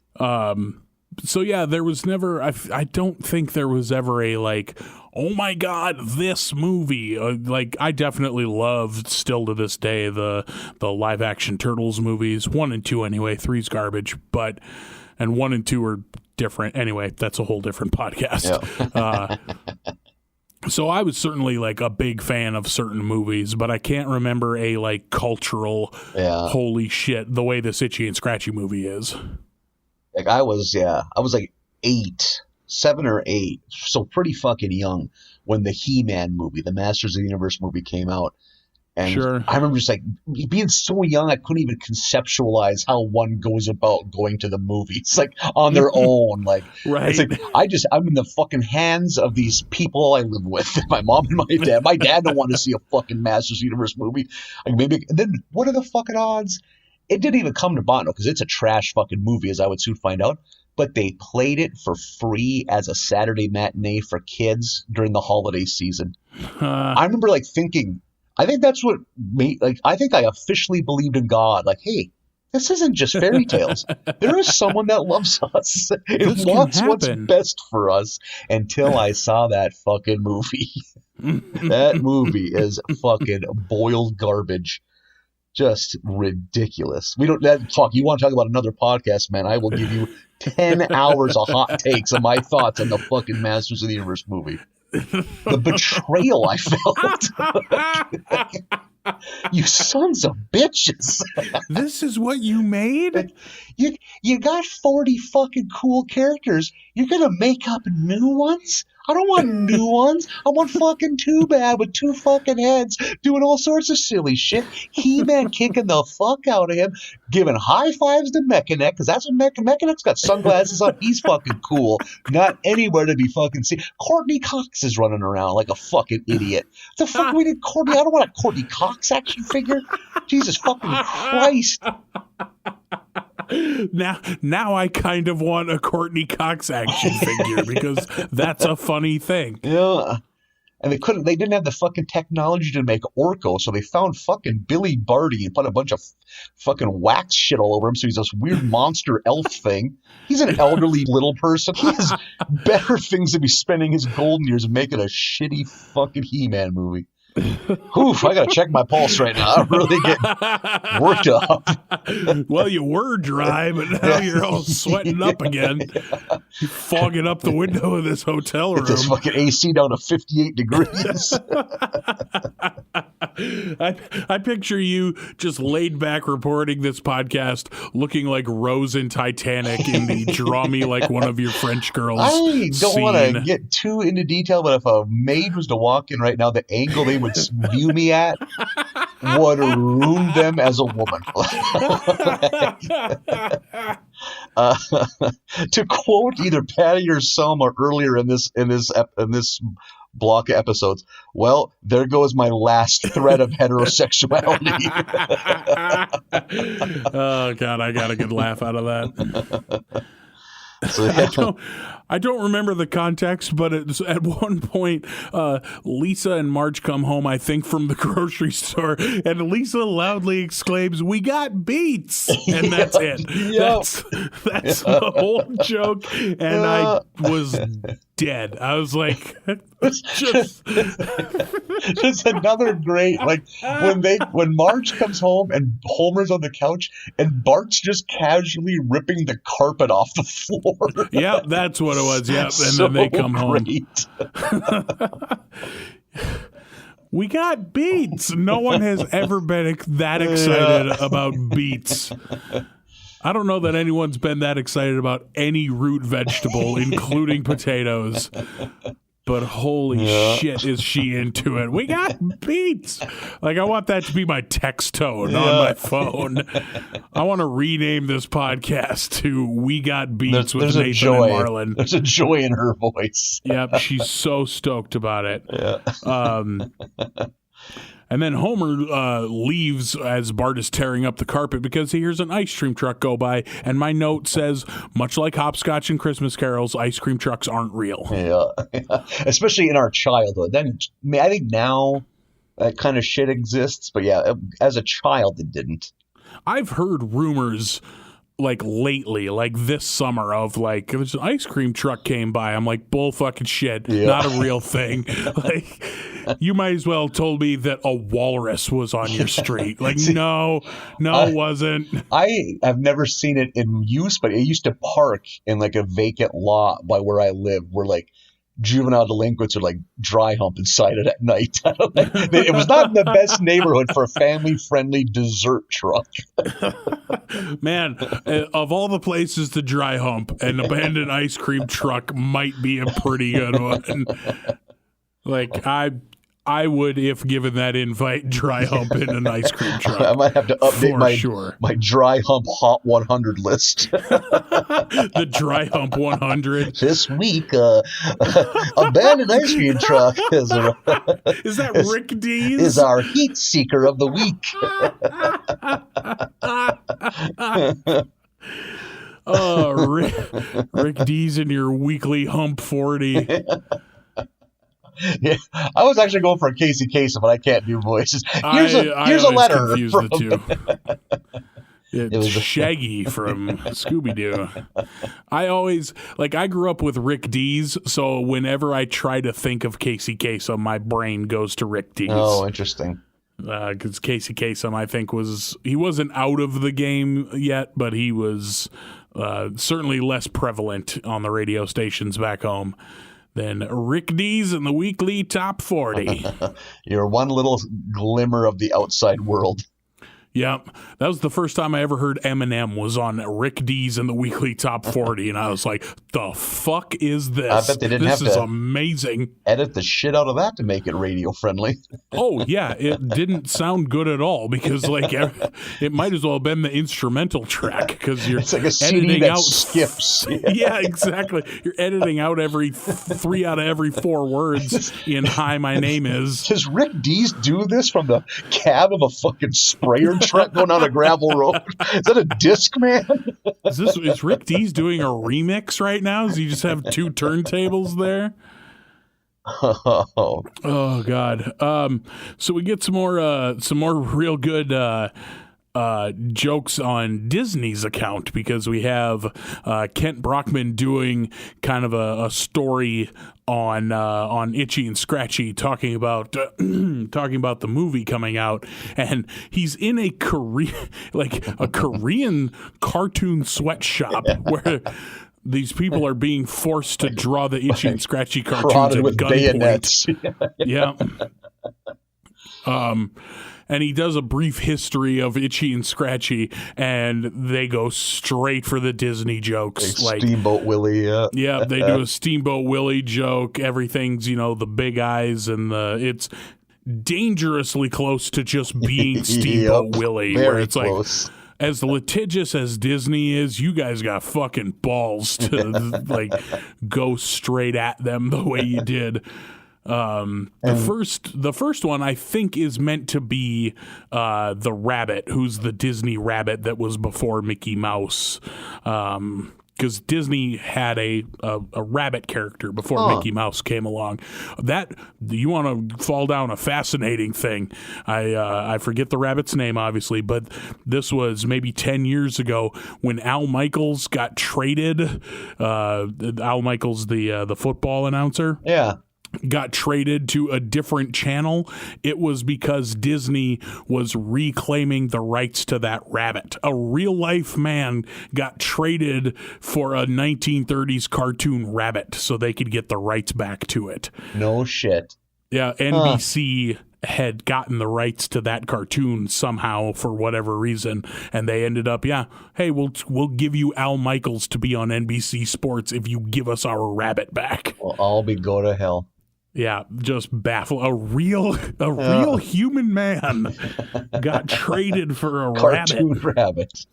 Yeah, but they're doing the Steamboat Willie and the old classic Disney, and then they show as Brockman intros it, and then they put their differences aside during the 40s, and there's shocking to see a cartoon Hitler on screen. First off, not quite ready for it, but and Itchy and Scratchy decapitate this fucking cartoon Hitler in what is clearly fun, propaganda shorts that would probably air before films.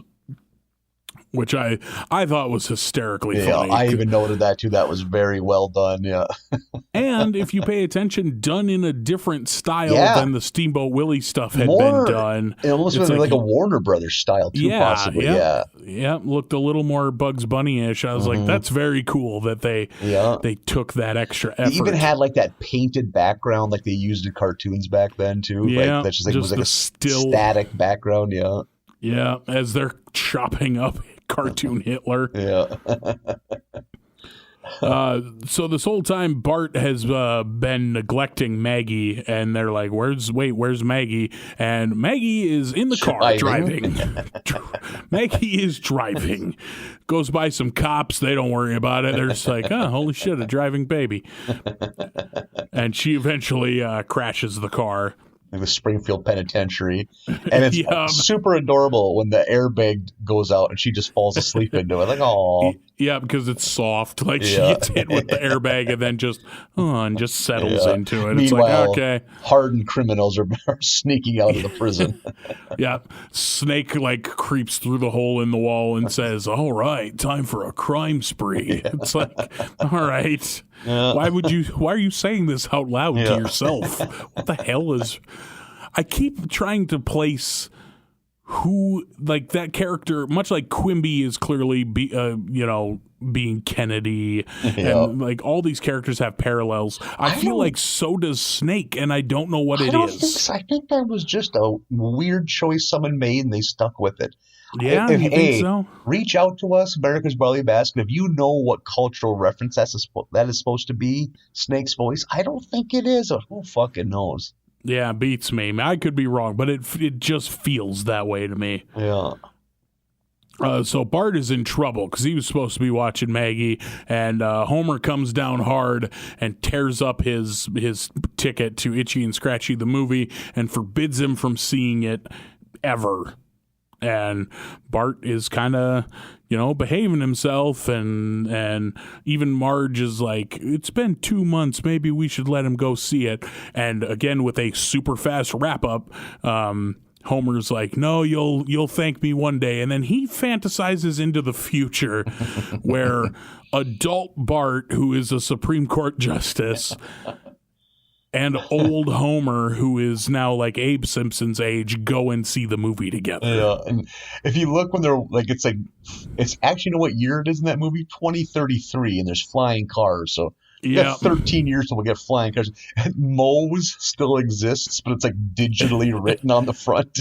Yeah, Moe's is still around. The theater is still there. And the reason it's showing is because they're doing like a classic animation weekend. Yeah. At the local art house theater. Yeah. Yeah. Showing Itchy and Scratchy the movie.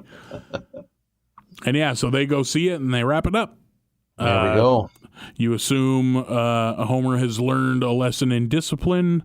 I bet Bart is on his best behavior from here on out. Yep. No more hijinks from that kid. I really liked all of the like animation jokes. That whole Disney bit with Steamboat Willie I thought was so good. Yeah, very good. We're in a sea of laughter, Marlin, just endless laughter. So we're up to episode number 7? ? I think so. Yeah. We're up to Marge gets a job, and I just love the premise of this. That their house just starts sinking into the ground. Yeah, the foundation on the west side is bad, and it just sinks. Yeah, and Homer writes a video. It's like a 6-hour video on home foundation repair. Right, which is not something you can do on your own. Yep, that is. Like, that I don't is care a how task. handy. I don't care how handy a handyman you are. There is That's nothing in the someone. toolbox you have underneath the sink that you can use to fix the fucking foundation. Here's a fucking weird thing to say. I have a great fixing a house foundation story. Okay, fantastic. So I had a brief dalliance with homeownership about 10 years ago. Bought a house, had some laughs, realized I couldn't afford it, got out of the house owning biz, struggled to sell it, finally get a buyer. Oh, fuck, that's awesome. No more, don't have to deal with this anymore. I am going to do the last load of my laundry in my basement, getting ready to move everything out. I notice there's like a wall bowing out. I'm like, what the hell? Like, this wasn't like this a month ago. Like, this is like, and I told my lady, I'm like, hey, we're selling this house in like 72 hours. She's like, listen, I'm going to send some people to your house. You only pay them in cash. Don't make direct eye contact with them. I'm like, what? And she just hangs up the phone.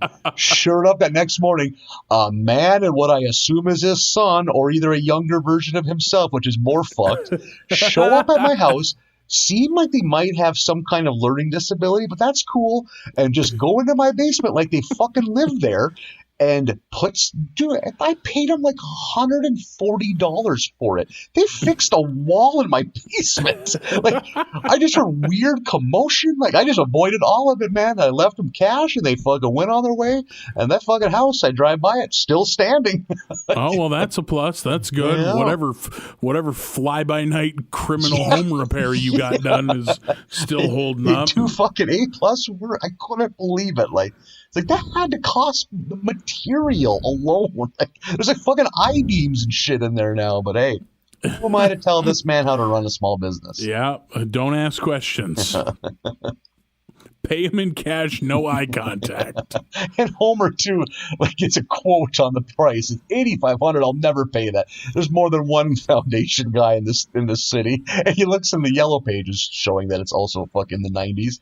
And there's a giant advertisement for that man's foundation business, and in huge words, the only foundation business in Springfield. And that man's name is Surly Joe. Surly Joe's Foundation Repair. So good. Yeah.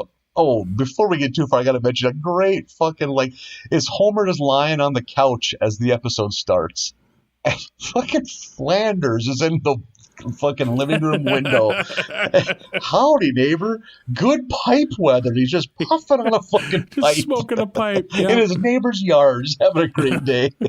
Good pipe weather. What does that mean? And that made me think of a story you might enjoy. When I was a kid, my dad had crippling cigarette problem, like 3 packs of Marlboro Lights a day, as everyone I knew did it growing up. Everyone's chain smoking. We're all gonna die. It was just a fucking death cult in the upper Midwest at that time. Everyone's dad just racing to see who can get COPD before the first. And I don't know where he fucking came up with this idea. If it was just in his own head, or he read it in an Outdoor Life magazine or something. His thinking was, hey, I'm going to start smoking a pipe to, like, curb myself off cigarettes. Because I still get the tobacco, but you're not smoking as much because pipes require work. So that's what he did. So for a brief moment, I remember in my childhood, my dad just watching TV and smoking a pipe in our trailer house. But what didn't happen is he didn't slow down his cigarette consumption at all. So my dad would, like, light his pipe off the dying embers of a Marlboro Light. And smoke the pipe in between cigarettes. Yeah. It's like our house looked like it was a perpetual forest fire. Just thick, dense smoke all the time. Oh my God. I've never known anyone to smoke a pipe. I don't think I've ever seen a pipe being smoked in real life, other than the fucking weed pipe. But I've never seen just a tobacco pipe in real life. Sounds like you just found something to set yourself up away from the pack on Tinder. Yeah, sounds like I have a new hobby. I'm going to get super into pipe smoking. Swinging single that smokes a pipe. Yeah. Now, do I go with a long straight pipe or the super tight curled Sherlock pipe? No, super straight. I gotta go try on pipes. Yeah. Oh, yeah. You got it after you. It looks like your Labor Day's full up, buddy. Yeah. I think with pipes, it's best to maybe go with the advice that Nancy and Ann Wilson from Heart, what they give. Listen to your heart, Marlin. Oh, okay. Let your heart be the guide. What kind of pipe man you are. That seems like a weirdly masturbatory song name for a band called Heart. Yeah. Pipe Man? That's the name of the song? No, Listen to Your Heart. Oh. I don't think Korn ever had a song called Listen to Your Corn. That's true. I never thought of that. I would listen to that. I'd be like, okay, right on. Yeah. I will listen to my Korn. Yeah. Jonathan Davis of Korn. Jesus Christ, the aesthetic of the band Korn is something else. The weird yellow tinted sunglasses. They're not even weird. I guess just they were a thing of their era. Paired with the white guy dreads, paired with the soul patch. Triple XL t-shirt when you're probably a medium, wearing what looks like a denim skirt. Yeah, sometimes a black leather kilt. Yeah. You're a metal band, ostensibly a metal band that plays bagpipes in a lot of songs. And also, yeah, you know what? You can't say they were stealing anyone else's thing. They were definitely their own thing. Was it a good thing? Got to decide that on your own. You know what? I'll back some Korn. Yeah. I could put together a tasty 10 to 12 track Korn playlist. I don't need to have full albums of Korn, but they had enough cuts that I enjoy. Yeah, if you gave me a pad and pen and a paper, pens, yes. Right. If you gave me a pad of paper and a pen, I could make a Korn best of album. Yeah. Like I could put that together. How many hours of your workday are spent designing covers for your fictitious Korn greatest hits album? Always drawing yourself in the band. God damn it, Marlin, stick with the task at hand. Yeah, there we are, John and Monkey and Fieldy and Marlin, just the way everyone. And it's me with braided long hair. Which, hey, man, you only live once. Let's just put that out there right now. If we get another COVID check, you best be spending those on some extensions. We need to see this. All right, yeah, with beads on the end, some beaded braids. So you can really get them swinging when you're playing the drums. Or I'll practice my Jonathan Davis, like, weird growl scatting from Freak on a Leash. Is it weird to think that fucking Fieldy, the bass player's solo album, probably sold more copies than any rock album has in the last 5 years? Yeah, it's strange. Maybe the word's depressing. I don't know what we're looking for here. It wasn't that long. We're not that far removed from when Korn put out a fucking dubstep record. Yeah. That was only a few years back now.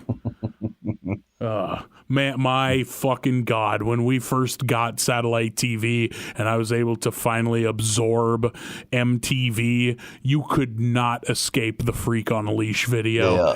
It was summer of '98 everywhere. Summer of '98. I just graduated high school. That thing was unavoidable. You were going to see that video, that you were going to follow that bullet around. Yeah. Any Viacom channel would squeeze it in. Like, Comedy Central would play it between Caddyshack and Caddyshack 2, like an interstitial. Like, cool video. I can't be mad at it, especially for the time. Yeah. But, like, good God, you couldn't get away from that or Kid Rock's Ba with the Ba. Those were the two songs that were everywhere. And I don't know if it's a hot take, but I will defend that first Kid Rock album, Rebel Without a Cause, Devil Without a Cause, to the death. I'm the Bull God was a fine song. I mean, I'm the Bull God is a banger. Eminem is a guest on that that song, or on that record. And I mean, I don't need to hear Cowboy again. I got played enough. Yeah, that's a fun song. Yeah, Ba with the Ba, to this day, I'm still cool with it. It's a good tune. Oh, what are we doing? The Simpsons. I've read about these. Oh, right. Yeah, I think it's animated. Let's get. Yeah, okay. It's a family. Yeah, and so the house is falling into the ground. They had to go to Surly Joe and get their house fixed. So they realize we need money. And Marge, again, the selfless woman she is, she volunteers to start working. And Homer right away, he's like all for it because he thinks that means he gets to stay home. Right. But, they go to an amazing retirement ceremony for a long time power plant employee, which they have a song and dance number to celebrate Mr. Burns. Yep. At this other guy's retirement ceremony. Which is a boss. I mean, it's an evil move, but also a boss move. Yeah, and then when the guy retiring does like ask if he can give a speech, Burns is like turning his nose up at him, like, "Oh, all the attention needs to be on you." They just got done singing a song about how great you are at someone else's party. Yeah. And the guy's speech is begging for his job back because he has nothing outside of his job. He never married and his dog is dead. Those are his exact words. I've got nothing to live for. Please don't take my job from me. Burns doesn't even think about it. He's like, no, you're done. Just doesn't even give it a second fucking thought. And then has his goons throw him off the train. Yeah. And Marge sees this as an opportunity to get into the workforce. And you can tell it's fucking 1992 because she's typing a resume with a typewriter on the kitchen table. And there's a great sight gig too when she hands her resume to Lisa. It's one line, homemaker, 1980 to 1992. Yep. I have written in all caps, fuck yeah, typewriter. I grew up with a typewriter. I can remember typing one paper on a typewriter. I don't even know where I was at when I was doing it, but I kind of remember that. I think it was technically my grandparents' typewriter, but I definitely wrote papers on a typewriter. And then in school, like my first typing class was on a typewriter. No shit, Jesus. It's, Yours was not, I take yeah, it. and I'm older than you. Yeah, you are. Holy shit. I'm just picturing, like, your school is just like a giant, like, covered wagon. Like, there's two open ends. There's kids huddling, passing a typewriter around. One typewriter that we all share. Yeah. Yeah, no, I think I was in, I think 7th, but maybe 6th grade. It was a typewriter. Once a year, the regional school superintendent pulls up in a nice pickup, pokes his head in, looks at you guys huddled together, lets out an audible shudder, and gets back in the pickup and leaves. All of us are just wearing flour sacks. Just dark, sooty faces and giant hollowed out eyes. We all look like coal mining kids before the labor laws. He throws an old typewriter in for you guys to rip apart. We just attack it like tigers being thrown beef. So, back to Marge. I threw out, my first typing was on a typewriter, expecting you to be like, oh, yeah, for sure, totally. Holy shit, not fucking Hollywood Fulsabach here. Here. To the Botno school system for not Jesus Christ. Yeah, in some parts of North Dakota, fucking Little House on the Prairie was a documentary. It was a reflection of our current times. Meanwhile, Botno, North Dakota, feeding off the golden teat of public school funding that we were not allowed. Someone was making that money. That had to be going. Well, that's not really oil country either, is it? As I say, there should have been should have been flush and oil money, but no. That was when sagebrush prices were at an all-time low. The tumbleweed harvest didn't come in as thick as it usually did. Loading the tumbleweeds on a flatbed trailer, and as soon as you get onto the highway, they all blow off the trailer. I wish we wouldn't have had to eat the tarps last winter.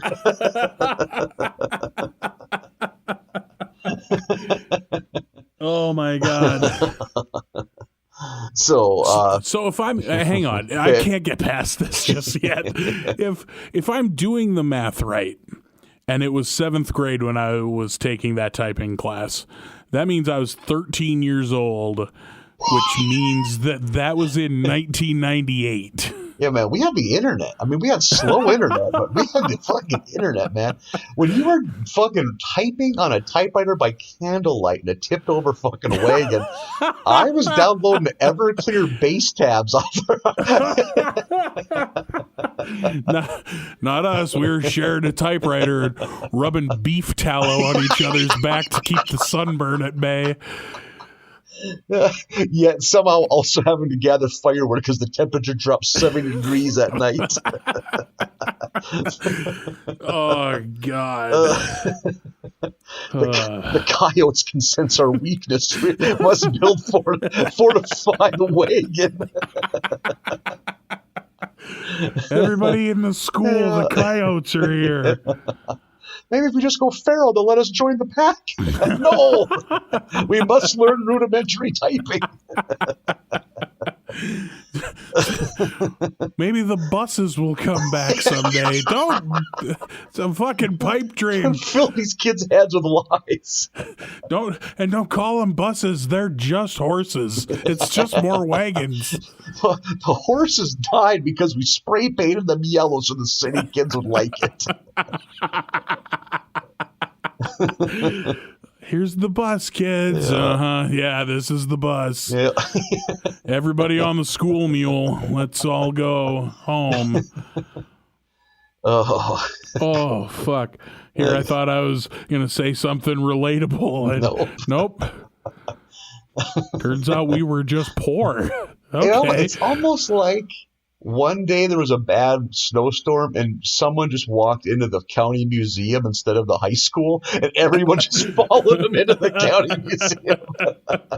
There's a perfectly good high school just falling to waste. Awfully bold of you to assume that we have museums where I come from. But you don't think anywhere in your county there's like a county museum? I mean, when I say museum, it is some arrowheads and some old horse equipment that someone found when they were fucking breaking a field open. There is definitely not a Grant County, North Dakota museum. I can promise you that. Sounds like someone is ready to start a GoFundMe to make this dream a reality. Oh, Christ. Fun times. So Marge is going to apply for that job with a very, very trumped up resume that Lisa helps her embellish some things on. And she does get the job. And a great scene of for laughs is Grandpa Simpson is left in charge of Maggie at this time. And Maggie just wants her bottle.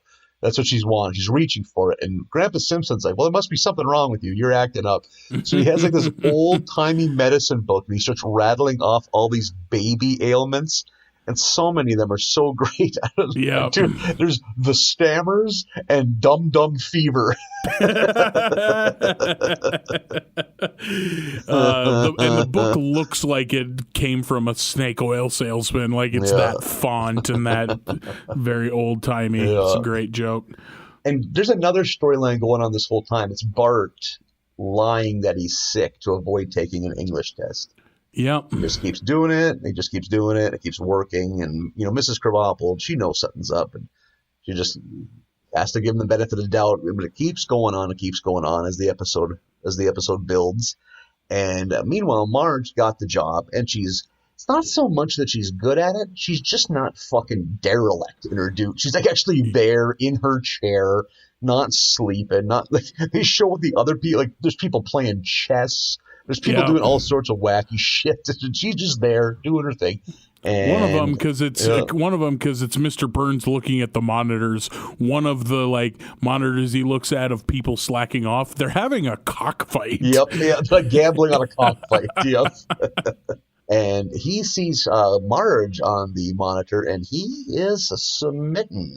Mm-hmm. There's a great scene when he's on his stomach with his hands on his fist, kicking his feet girlishly behind him, and he's telling Smithers about how he had a dream about Marge the night before. Yeah.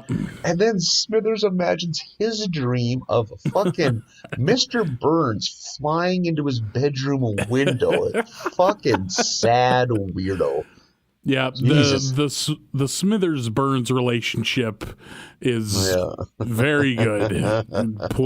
We're platonic? Question mark. And in the other storyline, fucking Mr. Krusty has his own interview show. It cuts to him getting his scalp ripped apart by the talons of some predator bird that someone from the local zoo brought in to talk about. Yeah, they're doing the Johnny Carson bit of the guy who'd always bring the animals by. Yeah. And she also brings a wolf in, and the wolf is kind of skittish, and it's something about we just don't need it. Whatever. I don't know. He needs silence and silence. No loud noises. Loud. Yeah. Okay, that's the secret word. just and sirens are going off and everyone's screaming. That wolf goes cuckoo bananas and runs out into the town. And somehow runs into the elementary school where Bart is forced to be outside in the hallway taking a test so he doesn't disrupt the class. So he's in a battle to his life with this wolf. And we cut back to Marge now being kind of in his pathetic, shitty ways. Skinner's trying to kind of win her charm, win her over. He is able to get Tom Jones by gassing him. Well, Smithers does the dirty work. So Tom gasses Jones, and kidnaps Tom Jones. At gunpoint, has to introduce herself to Marge, and I think it's from there he kind of quickly realizes that Marge points out that she's married, and then his puppy love turns into a white hot rage. Yeah, and she's let go from her job, and then I'm trying to think, how does it work? Oh, Homer is maybe about to get fired. But he stands up for Marge, And and tells Burns that he can't fucking fire his wife. Yeah. Like, he gets real chest out about it. And then and Burns respects that and says, you got to give her the time of her life. And he's like, oh, you mean get fast food and do it twice? Like, Jesus Christ. That was such a good joke. Yeah. All right, Marge, we're going to a drive-thru and we're going to do it twice. But what he had in mind was kind of a fancy night out, a fancy dinner, and have Tom Jones perform for them. Yeah. But he's still kidnapped. He is. Yeah, he's got a shackle on. This is devolving into a human trafficking scenario is what it is. Yep. He wants to be out of there. And meanwhile, Bart is being destroyed by this fucking wolf. And thank this God. Giant timber wolf. Groundskeeper Willie, part of his job application was fighting any and all wolves that appear in this, and he is good at it. Yep, and we get another reminder of super jacked Groundskeeper Willie. He rips his shirt off and just looks like an action figure. So Bart, who was crying wolf throughout this episode, cries wolf literally, and his cries are not heard because he doesn't tell the truth, and it literally came back to bite him in the ass. Yeah, and he finally walks in and hands in his test, and is just like, a shoe. Yeah, I'm just gonna lie down on the floor here. He goes, make sure I don't swallow my tongue. It's such a great line. He just collapses. Perhaps maybe the biggest laugh I've gotten out of The Simpsons so far is when Burns is first smitten with Marge. He tries to keep it at a work thing. He invites her in and asks her questions about how she's fitting in, and she starts talking about the morale. And they show these people at work. It's this man in tears with his head on his desk. Then it's a woman just dead-eyed drinking hard alcohol. And it's another man polishing a shotgun and talking to it. So then the next day, they cut back. They're doing the same thing, except the guy's crying at his desk, has a fucking sombrero on. Yeah, because Marge suggested that they do Silly Hat Day to raise morale. And What's New Pussycat is just blaring on the speakers. Yeah. I thought that was a really, really nice touch. Yeah, no change in demeanor except the hats. Very hard. Yeah. Oh man, there's a moment where after Burns fires Marge, or is saying that he's firing Marge because it turns out she's married, she replies with, "You can't fire me because I'm married. I'll sue your pants off." And without missing a beat, Burns just said, "You don't need to sue me to get my pants off." And I was like, "Whoa, what is with swarthy, horny Burns? I don't know if I like horny Burns." I mean, for his own sake, I'm glad he's healthy enough to be aroused. Right? Yes, accurate.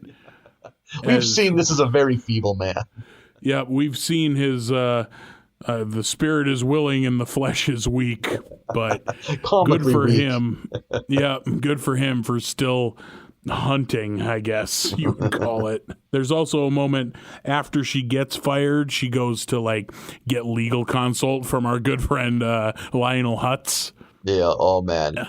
And I don't know if you caught it, but the name of his law firm, which I think is in the mall, the name of his law firm is "I Can't Believe It's a Law Firm." Yeah. And it's in the butter font. Yeah.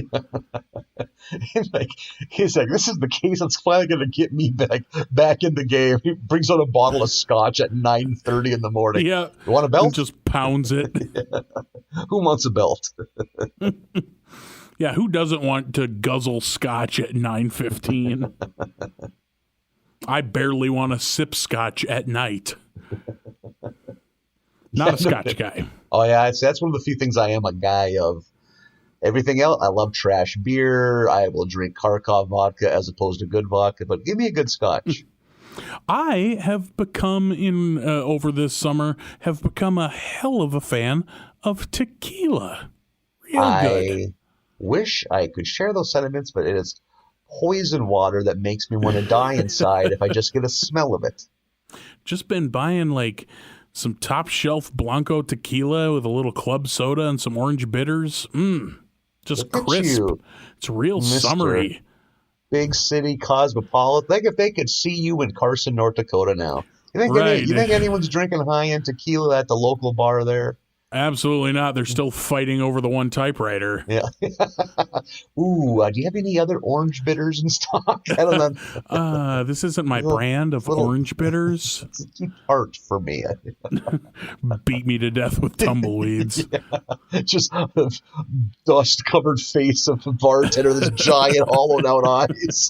Just staring. He can't even be angered because he's just in complete disbelief over the drink you just ordered.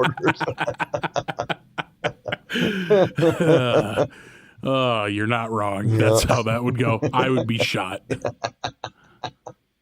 Oh, good times. Well, that's The Simpsons. We did it, Marlin.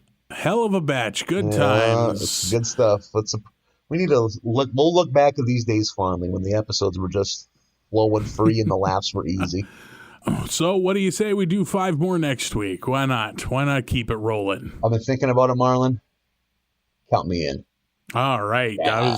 You had me worried. Thought maybe you were on the fence. Just right in mid-season 4. Now, Marlon, I'm done with this. Walking away. Fuck this. Well, we're on top. I'm getting back into typewriters. You know what I might go when we finally get more Eastern European listeners? When we get like a first Bulgarian or Hungary, maybe Czech Republic. That's like, we've reached the top of the mountain. Some of those former USSR countries. Yeah, the Soviet bloc countries. Oh, my goodness. We get like Latvia, Estonia, get up Lithuania. Oof. Where do we go from there, Marlon? Where do we fucking go from there? Where do you go? Once you've reached Lithuania, you might as well pack it in. Yeah. Oh, my God. That would be something. If you're out there listening, if you're in Riga, I think Riga is the capital of one of those countries, perhaps, maybe not. Look at you with your geography. Riga's a town. You're right. Riga's a town people live in. Let me check the internet machine here. If you insist, I'll believe you that Riga is a town people live in. Cash or credit, motherfuckers. Riga's the capital of Latvia. We're in it. Boom! Look at you, dunking on these fools. Mm-hmm. They don't. Oh man, Riga's ready for us? I'm looking. I think so. Are you? Is this how the rest of your afternoon goes now? Is you're just naked reading about Riga for the rest of the afternoon? Pretty good chance that's how it's going to go. Yeah, that's what I figured. Yeah. Maybe just like, I don't know, throw a sweatshirt on just to give some semblance of a human life.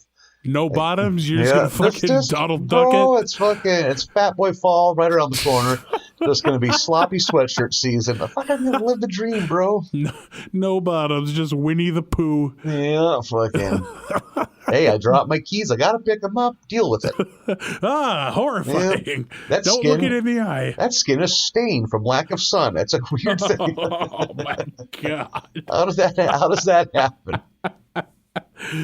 Oh, fuck. All right, next week is episodes 8 through 12 of season 4. That's 8, 9, 10, 11, and 12.